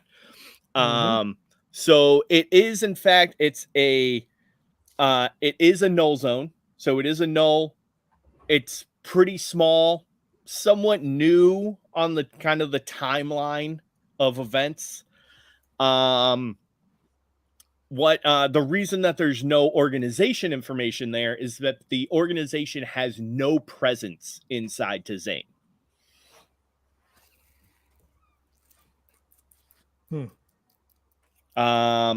However, one of the things that you do see kind of regularly going in and out is you see a lot of just from people's from kind of records that you've seen, you gather that there's a lot of medical equipment and machinery that kind of goes in and out of that location. What exactly they do and what they need it for and why how they're able to export this stuff, you're not exactly sure. But that's kind of the stuff that that seems to be traded with that location. So he just like kind of low whistles and says, there's nothing in the official record about this place. The organization doesn't have a presence there. It might not be real safe, Mr. Smokey. But they do have medical equipment and machinery, it seems like, that they maybe trade in. So maybe we could bring something back. I'd have to check with Miss Joanna, see if we needed anything.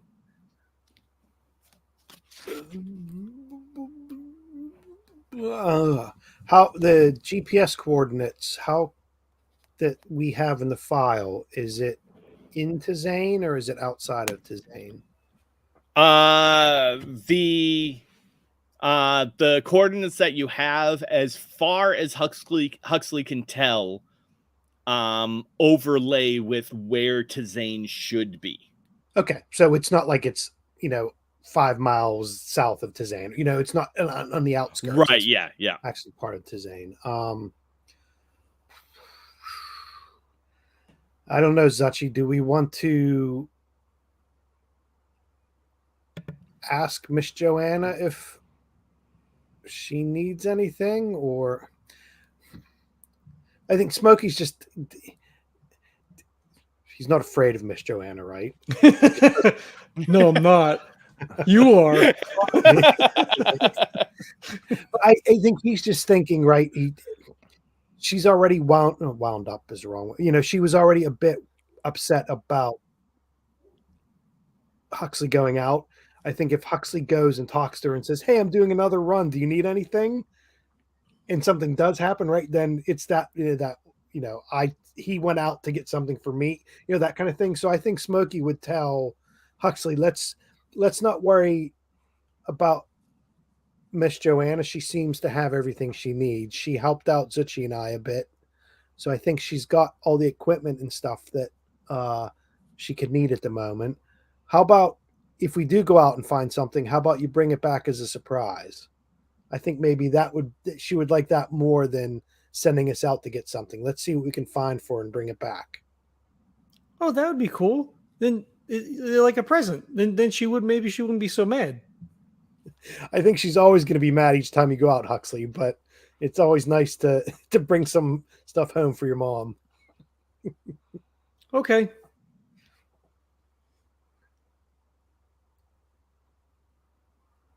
So I think from this information, this obviously we're doing the walk and talk, right? So we're walking back. Mm-hmm. I think maybe then with this information, let's just focus on doing this. It's not like we're going to have another job coming back from Tizane other than what we're picking up from Marla. So I think if we just focus on this and not take on any other jobs at the moment, we do have a bit of rep in our pocket. So it's not like we haven't completed a job already. So let's maybe make this the focus of our run other than looping something else on top of it. Sorry, I just got the hiccups. Kevin did not smoke. You have to hold your breath, Mr. Smokey. It was only one beer too, somehow. So I think from Smokey's standpoint, having that talk, working that out, I don't think he would be planning on doing anything else. He wouldn't go back to the bar, right? In case it all does go a bit weird and those people are still there. I think Smokey would rather have something in hand to go back and talk to Marla with.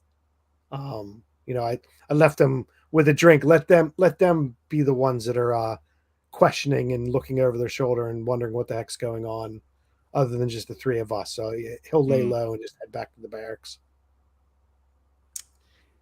Does something like this exist? Or we could make it up on the spot since it's a playtest. To like when we shot that guy, or Zuchy stabbed the shit out of him, and I tried to help him. They'd take his helmet off, but then it exposed him to all the radiation. So correct. I think we might have talked about it off air. Is there something like a small 2-man tent that's like its own like little mini scrub, right? So like maybe it's got some sort of filtration system so you could get someone in and out of a suit, not completely out of a suit, but be able to get somebody in and work on them without exposing them to the elements. Let's see. I don't think there's anything in this. There wasn't until you brought that up. Oh, okay. And then I made one. So yes, so there actually is there is now a shielded tent. Okay. So basically the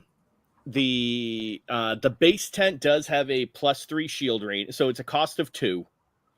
Oh, I don't have enough. Okay. Oh, real. All right. Yeah. So it's a cost of 2 at its base, and it does provide a +3 shield rating. However, you can basically add like filters and additional shield and like swap out the shielding on it to increase the protection of it. But yeah, it does doing that does increase the cost of it. But yeah, that is one way where basically on longer runs, you can set this up, go in, actually get out of your suit so that you're not running the power on that and draining the power over time. Right. So it is a way to kind of set that up and actually rest Gotcha. while on a run. On a longer run, can you also like set the suit to minimum power? Yeah, Right, I mean, so it if you wouldn't drink like yeah, as whatever long the- like you can theoretically go to like basic life support effectively, right? So if your filter does require drain and things like that, obviously it's going to need power in order to run. But you could turn literally everything off on your suit and just sleep in your suit. Yeah. Which so a you lot won't of people be going probably do. anywhere. Yeah. But yeah. Okay. All right. Good to know. I see the floor.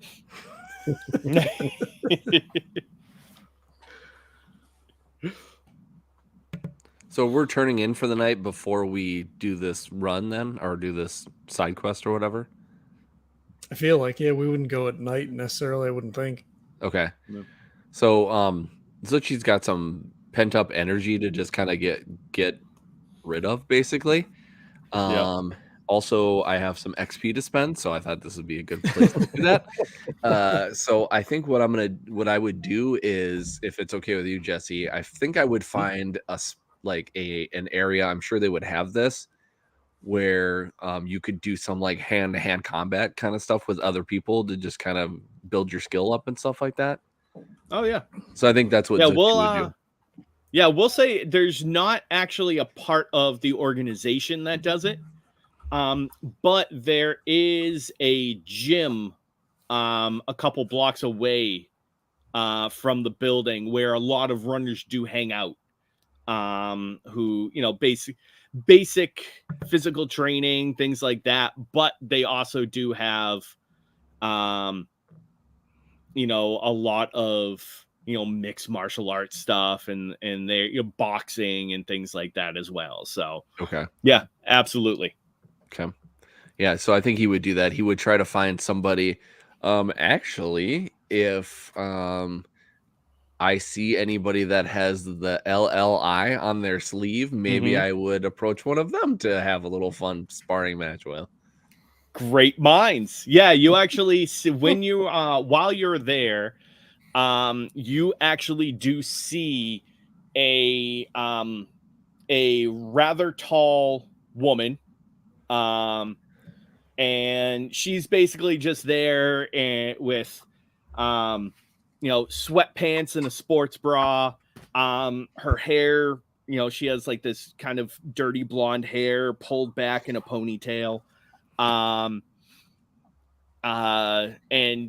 on her left side is basically like her top from her shoulder to her elbow is just all scar tissue. But I don't know how painful this was for her. But she also has this very intricate lily flower tattoo over the scar tissue as well. That was very clearly done afterwards. So you see her kind of going at it on a heavy bag. And as you're kind of glancing around, she goes to, as she finishes up her routine, and goes over to her bag. And as she like goes to reach for her towel, she moves her jacket out of the way. And you see that patch sewn into the sleeve. Okay. Yeah. So, usually when he trains, he's just sweatpants and nothing else. Excuse me. And so he's got like a pair of like light purple pants that he's got like bunched up. They're pulled up a little bit on his ankles or above his ankles or whatever. And he kind of strides over and he says, "Excuse me, I was wondering, you'd like to do some sparring?" And she kind of finishes wiping her forehead and looks at you, and she goes, yeah, why not? It's these sorry assholes don't often like fighting with me, so it's not often that somebody will actually step up. Yeah, fuck it, let's go. And she'll kind of like, and as she starts to walk up,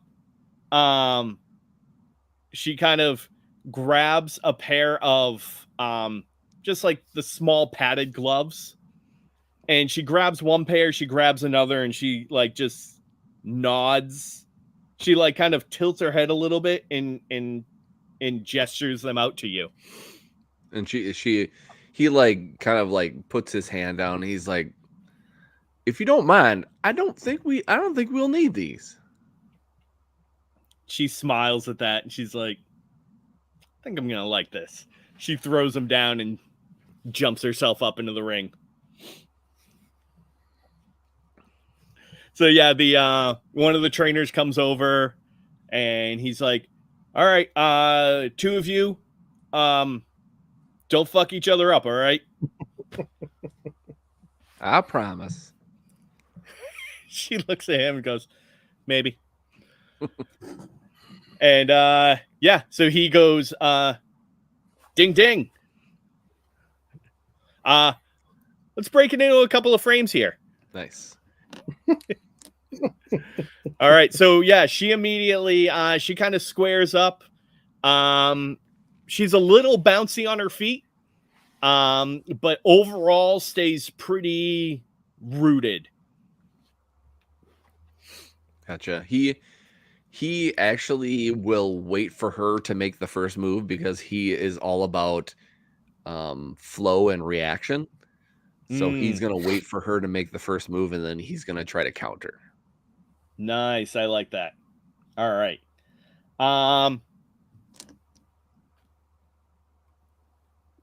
Let's see. Just scrolling down till I can find something. There we go. All right. So yeah, she wastes almost no time. So you two walk to the center of the ring. She does put her fist out, kind of holds it there for a second. Yeah, he'll definitely beat that. There you go. As soon as you do, she has her right hand out. You tap it. As soon as you do, she comes out with a left hook. All right. Yeah. So immediately she just swings around with a left hook. How are you going to react? Okay. So, sorry. So like I said, he'll react to her coming at him. So what he's going to do is he is one of his favorite things is to, even though this is kind of a weird saying to say at these times, flow like water. So basically what he's going to do is he's going to just kind of, instead of like backing up, he's going to kind of almost just kind of like melt down to his right when she hooks. Is she left-handed or right-handed? Actually, let's say that first. You know what? You saw her kind of like shadow box quickly, and you saw her at the punching bag. So why don't you go ahead real quick and give me a brains roll? Okay. And give me a brains, but go ahead and add any like martial arts training or anything you have to it. Okay. That is a 5. Or actually, no, that'd be a 6. A 6 with the +1. Oh, perfect. Yeah. We'll give you a yes and. So yes, she actually is a southpaw. She's a lefty. Okay. And okay. Yeah, and yeah, so he would take that into consideration when trying to dodge. Nice. Yeah, so what I'll do is I'll actually give you, when you roll, I'll give you an extra +1 on your roll. Okay, sounds good. Yeah. So go ahead and roll me counter. Okay. That is a 6 with the +2. Oh, beautiful. Okay. So that is going to be against her 8 Ooh, for her punch. I rolled a 6, and then she has +2. nice.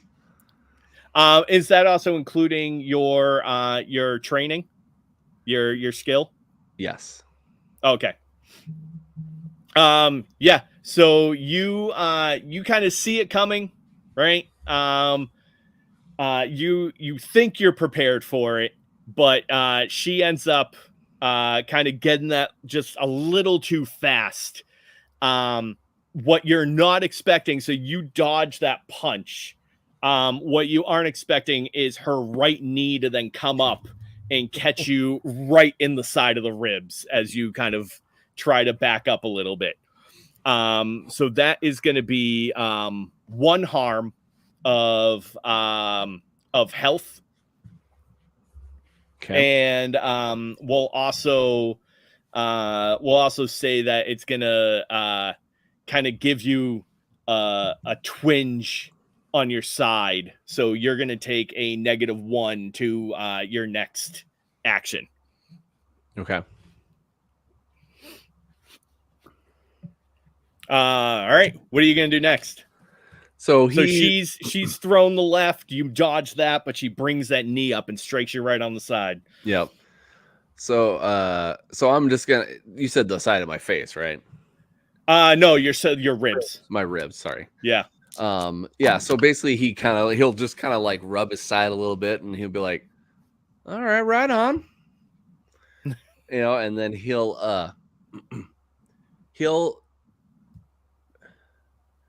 square up, and then he's gonna pretend like he's gonna throw a left jab at her face, and then Yeah. he's gonna deke it, and he's actually gonna sweep her legs. Nice. All right. Sweep the leg. Mm-hmm. Sweep the leg, Johnny. All right. There you go. And so, yeah, as you throw the left, she actually goes for the block and then tries to follow up with a body shot on you. Okay. And I have a 7. Ugh. All right. This is going well. I have a 5.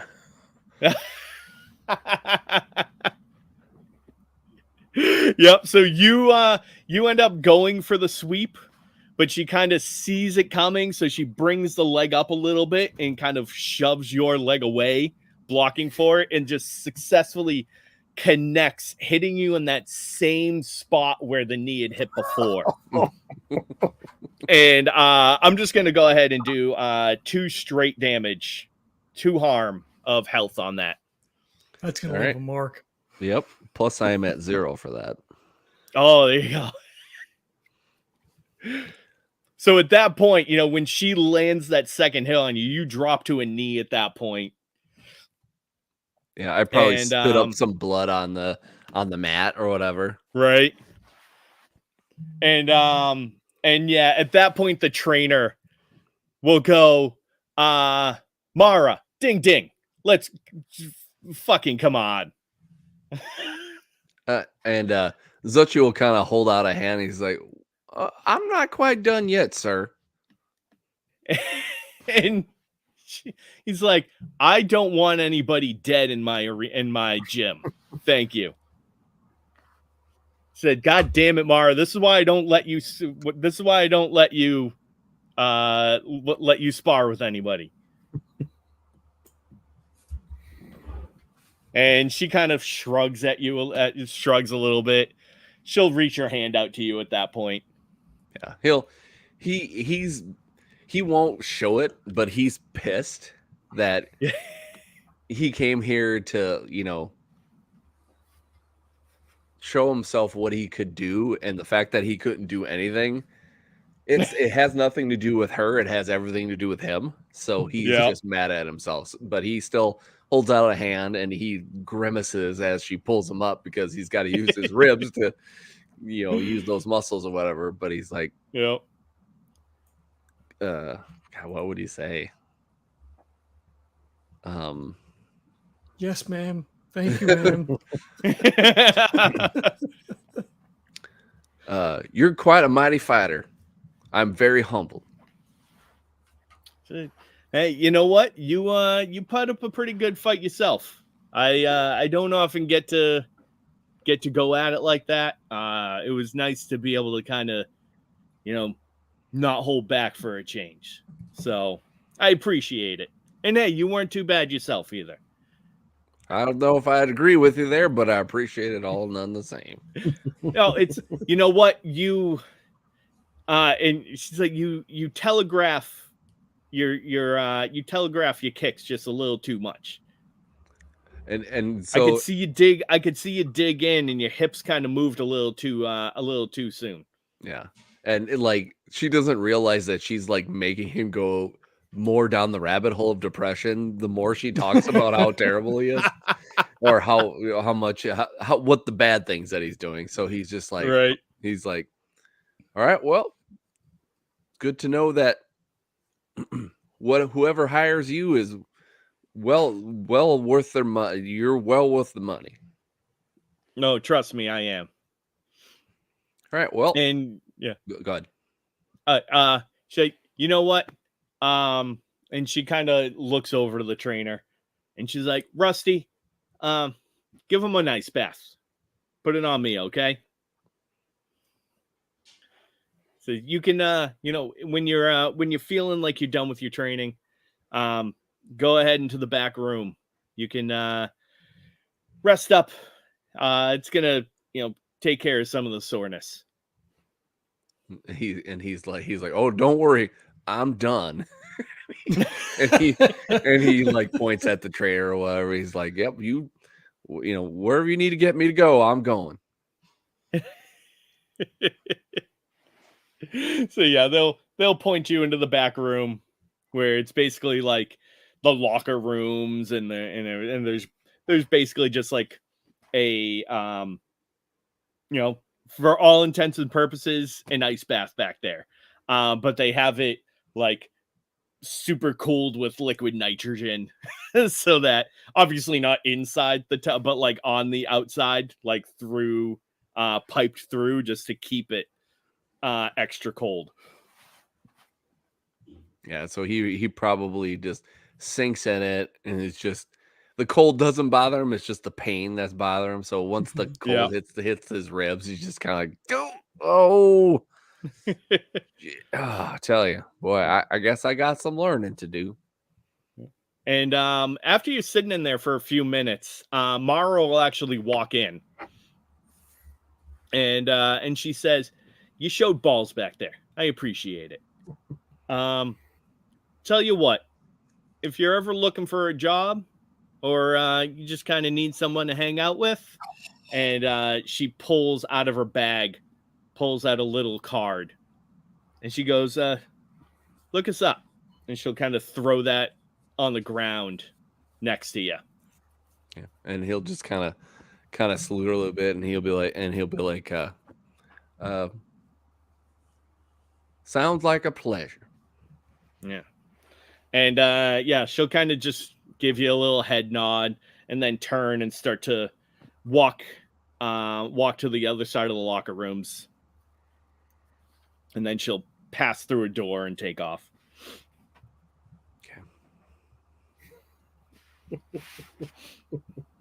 Yeah. Zuchy is resting up. So we'll say resting in there long enough, you'll be able to get your between that and the rest you have tonight, you'll be able to get the rest of your points back. Yeah, because he'll probably go to bed earlier than he normally would because he would be training late. Right. Learn from your mistakes. Nice. So was it as fast as that, or did they spar for like an hour and like that's like the best shots that she had on? Oh no, that was literally it. That's it. Yeah. Okay. Yeah. Yeah, it was literally like fist bump and then immediately left hook into the knee and then following that right up with a body shot and he is down. It was like an 8-second fight. Yeah, but the last thing that Zuchy says, he kind of like giggles to himself before he goes to sleep. He goes, "Maybe I should have Huxley teach me how to shoot."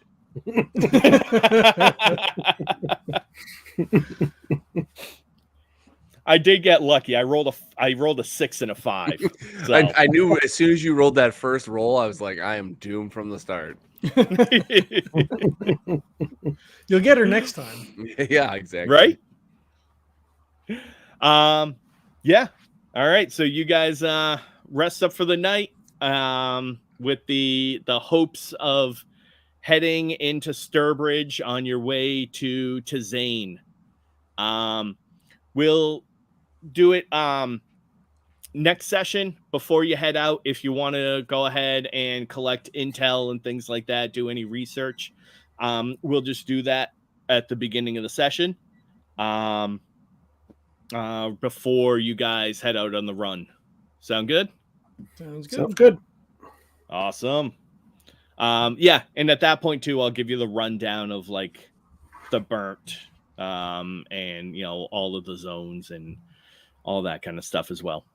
Cool. Okay. Were you All keeping right. track of XP or no? I was indeed. Okay. So we I have not a ton for the session, but we have Huxley at 1, Zuchy at 3, and Smokey at 2. Okay. Good deal. Question, just because Yes. I like to excuse me, I like to ask. So as far as the what we did as far as the story goes and me doing that fight, so it's kind of like one of those conversations I think that we have on different role-playing games that we have, like, even though I failed, do I still spend those experience points to up that skill, or because I failed, do we count that as not being successful? Oh no! In fact, so first off, yes, spend the XP. Like that's more of a just like an RP thing to back up XP expenditure. Like it's even for the future, not even a necessity. It's just it's fun. But anytime you're like, hey, like off camera, I did some training, or we can do a quick character scene where you're like, hey, I did this like a few days ago. I picked up a book and I learned this thing, and that's how I spend my XP. Cool. There we go. Okay. But I'll say one of my favorite games, Mouse Guard, that is part of the Burning Wheel system. In order to upgrade in a skill, you actually have to fail a certain amount of times. So you have to fail. So say in order to upgrade a skill to like level 4, you actually have to both succeed but also fail a number of times before you can upgrade the skill, because you don't necessarily learn through success. You learn through failure, and that's how you get better. So the fact that Zuchy actually lost that fight gives almost more reason for why he is now a little bit better, because he's learned from his mistakes and he's learned how to improve. Yeah, I agree as well. I just thought I would just kind of throw that out there just in case. Like when it comes to stuff like I would always like prefer 100% to do a character scene other than to be like, oh, I did a thing. No, I got this experience. I'd rather be like, Right, this is why I have it now. Yep. Yeah, absolutely. Cool. Makes sense. There we go. All right, go ahead. Sign us off, John.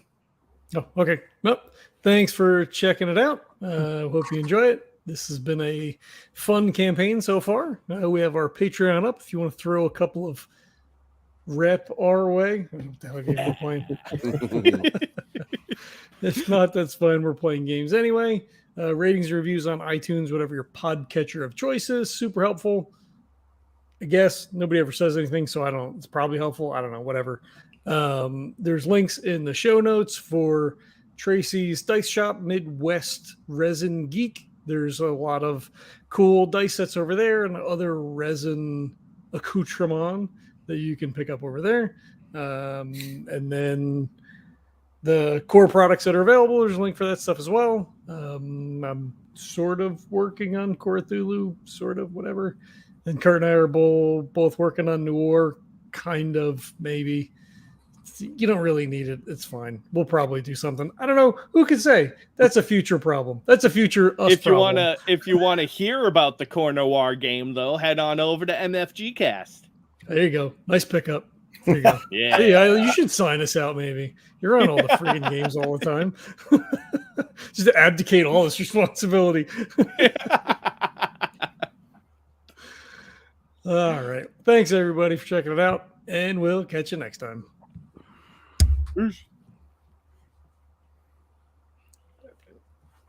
Post show. Post show. Post show. Post after the show. We kind of rolled. I mean, not much post-show. mechanical stuff to talk about. It was all RP. Mhm. Again. Yeah. Yeah. Like we do. Right? Yeah. I still felt like it went well. Like there's still good stuff that's happening. Yeah. Oh, yeah. There's a lot of storyline stuff that's starting Yeah. to filter out now. Yep. Figured out how to way to get Huxley a useful skill. And we did it narratively. So, like Kurt said, we just Right. didn't go, Yep. I picked this up and now I've got, this stat kind of thing. Yeah. I was hoping to run into an enemy and now I might have fallen in love.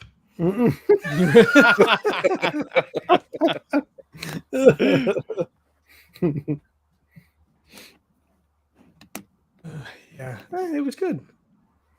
We did a good job. I'm gonna retroactively. I'm gonna have to come up with a different name, but I'm gonna rename that character, that woman, because I'm realizing that Mara and Marla are way too close to each other. That's it's all all right. It doesn't matter. Yeah, I would say No, all right, fine. everybody has names that are similar. You're talking about editing things now and doing stuff, and that's No, just leave it because No, it I just retcon it at the next session, No. but I'll keep it. It's fine. leave it. We can play with it and see if we get confused and That's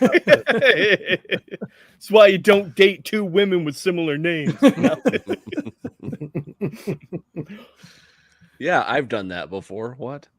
Oh yeah, completely. I've dated more than one person. Yes, exactly right. Well, so I wonder now whether or not Marla is maybe on the hook to these other people, right? Because she blanched a little bit when they came in. And I So didn't I even wonder think of if that they- till Kurt raised it. I wasn't even thinking that way. So Yeah. I wonder, but I feel like that's going to be super interesting now. We figure out what happens, or she's into some shady fucking shit, and so are they. And the org doesn't have presence over there, and we're gonna get there, and it's gonna be like not great. Like, oh, here's a fucking 12 kilos of friggin' trank. Bring that shit back. Thanks. Like, well, he said if you're talking about someone who runs a bar, right? It could be just information. It could be hooch. You have no idea. yeah. And it's not a person. It's just a drop that's exactly. then now been sitting there for a little bit. Yeah. Yeah, exactly. Don't think too much.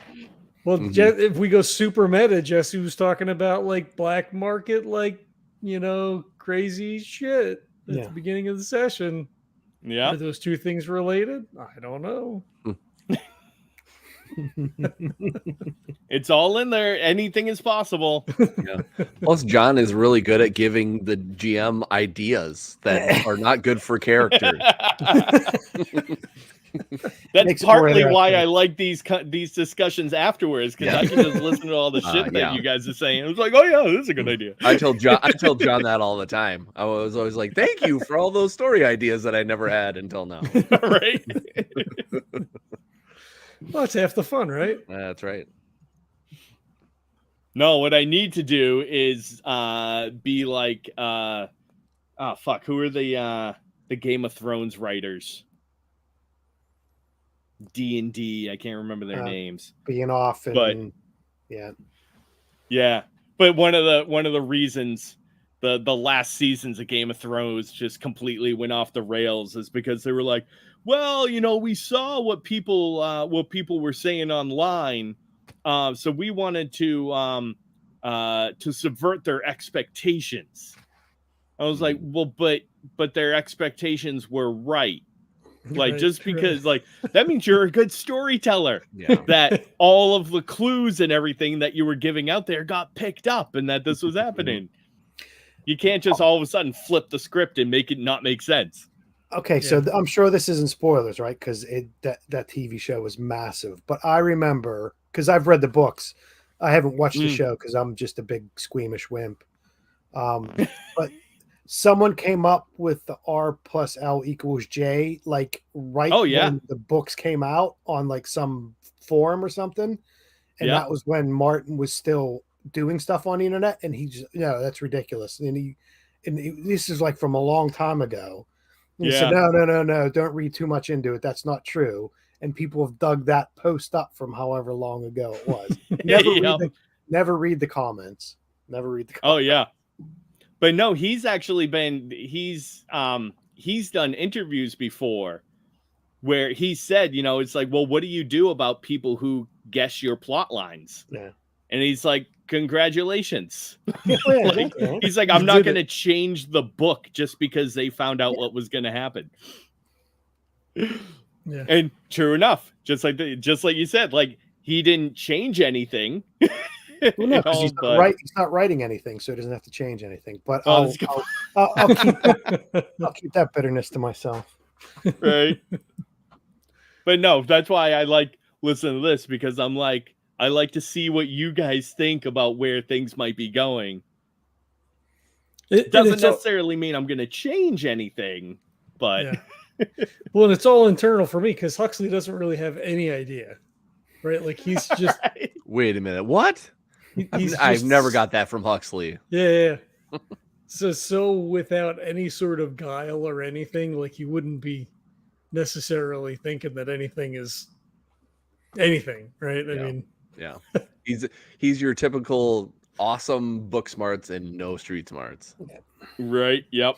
It's all another skill I couldn't take. Right.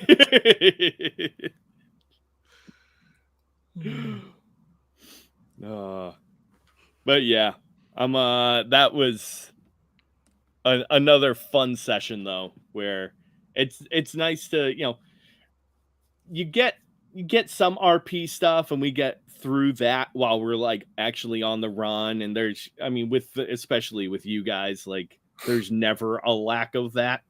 Yeah, but when we can have these types of scenes where we just really dig into it. I mean, I know this is technically supposed to be a play test, but this is more fun. I mean, it is and it's not. But like, right. but that's the downtime though too, right? Like, so it's been maybe 2 or 3 days that we've been back. I mean, like, like Kevin said, what's the expectation? Like, we could run as much or as little, I guess, with some bar on that, as much or as little as we want. So there's no expectation. Like, oh, you're here, get to bed and leave tomorrow, right? So like, right, yeah. If we were just to hang, not that we have to role play like, 3 weeks of us like hanging out or whatever, but right, yeah. I mean, at that point, like with longer term rests, if it ever comes to that, where you guys have like 12 or 13 radiation damage that you need to recover from, and you don't have the money to buy all like a rest and an IOSAT tank and all the blue caps that you need, and you legit need to just take time off. Right. Like, we just do a long downtime. Like, what do you want to do? Make a couple of rolls. This is what happens over the month or whatever like that. And then we get back to it. Yeah. Zoom in on anything specific you want to take care of, and then we zoom out for the rest. Mm-hmm. Yeah. Yeah, but this is good. I mean, I enjoy this part of it. Like, the run's fun, and right. like doing stuff is fun, but Also, digging into the characters is a lot of fun. Oh, absolutely. Are we going to use the new power rules in the next run? How are we thinking to sort that stuff out? Or did you change it again? The new what? The new power The new rules. power system? Yeah. I've been caught. So the book is so me and you have talked about it, John. The book is pretty much where it's going to be right now, except now I have to make up a bunch of random suits and all that kind of stuff. But I think for now I'm done fiddling with rules until, either some other people start to read the book and find stuff that doesn't make sense, or we trip on things right during this, right? So I think I'm in a place where I'm going to now. I might actually redo your character sheets. It would just, and what I'm basically going to do is just take the skills that you have and turn them into tags that make sense. And then when I do that, I'll also update the suit sheets as well with some of the new features that I've added. And the new power reserve system. And then we'll get to play with that on the next run. So. Okay, cool. See how it all shakes out. Mm-hmm.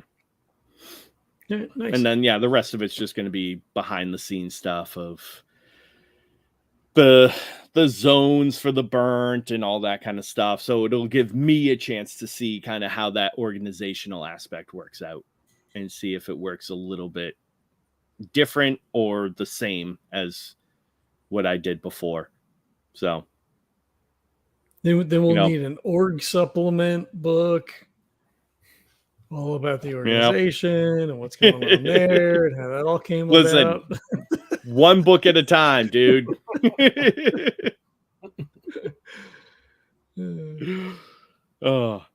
But so next session will be gathering intel, like going over the burnt, just giving you the general rundown of that area, gathering intel, any equipment that you want, and then getting out. So I'm assuming it's probably going to be like a 50-50, where like prepping is going to be the first half and then getting you out and hitting up probably the first zone or two in the burnt. So. Okay. Do we wind up telling anybody where we're going? That's up to you guys. Well, no, I'm asking them. Right? Like, no? I tried to make sure that Huxley didn't say anything to Miss Joanna, so Smokey doesn't have anyone to tell. I didn't know if we were going to tell anybody in the organization, right? Like, if we don't come back and, if we're not back in a week, something really bad happened. You know what I mean? Well, I think they would know. They would know anyway, but do we want to tell anybody of our extracurricular stuff, though? No, and that's why I was asking about, what's the protocol? If there isn't anything of checking in, checking out, all that kind of stuff, right? If we don't come back, they're going to be able to track the suits, I'm assuming. So, that's probably true. Yeah, and that's why I was asking it. Do we have to sign off on? Do we have to get approval or whatever? If it's not, then I just say like we just go and do it and not tell them. Okay. Yeah. Plus, I'm worried about if like you're not going to tell Miss Joanna because then she'll be worried about Huxley, even though she'll be worried about him regardless. But then we don't, Yeah, I don't know. I don't know. I don't think it's a thought that Huxley would have. I just wonder whether or not that's. Yeah, I don't feel like we need to check in with anybody. Yeah. So unless Huxley's like, I really need to talk to Miss Joanna and say that we're going over here, then we probably wouldn't care because we're not tied down to anybody. Right. He leaves her a little note. Yeah. Stick it on the kitchen table in the morning. Yep. We'll post it and then run away. Well, because I would think that that's the way, she knows what you're doing now, right? So if you're not there for a couple of days, then the assumption is going to be you're on a run kind of thing.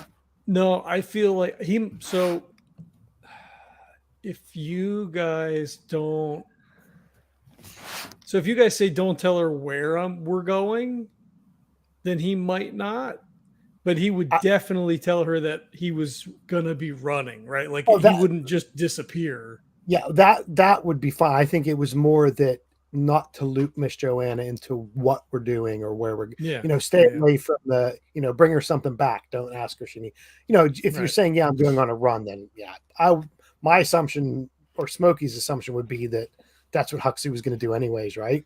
Huxley didn't say, don't say nothing to Miss Joanna. He just said, don't worry about the medical stuff. We'll bring her something back. Yeah. That's what he was trying to kibosh, not the, hey, I'm going. Right. Yeah. Because there's no way he would just completely dip and not say anything. Right. He's such a good boy. And if you had to, I would figure that conversation with Zuchy and Smokey to Huxley would be, a day or two of, trying to beat it into you. Don't say anything. This is, trying to do that. This was just, don't tell her about the medical stuff kind of thing. Right. Right. Yep. That makes sense. Okay. At least somebody knows where we are. Yeah, right. Yeah, exactly. Or not. I guess this is that we're out on a run then anyway. The company will find our corpses. I was gonna say they'll pick up a ping from somewhere. So somebody else on a run will get your help signal. Yeah, or the LLI will send it out. They'll send a retrieval squad out. Yeah. Or Marla will sell the information of where we're going to someone else to track us down. So right, see, there you go. Those assholes said they were going for good or ill, right? Well, because she knew that other someone else went out on a run and never came back with it. So, well, because they went somewhere else. Yeah, not exactly. So much. They didn't go back, but but not with her stuff. Yeah, that's what I meant. Yeah. Yeah, if you guys don't come back, she can always just send another run hour out there and be like, hey, somewhere along the way, there are 3 suits with tons of parts.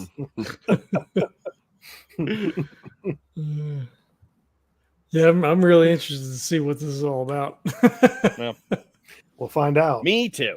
Yep.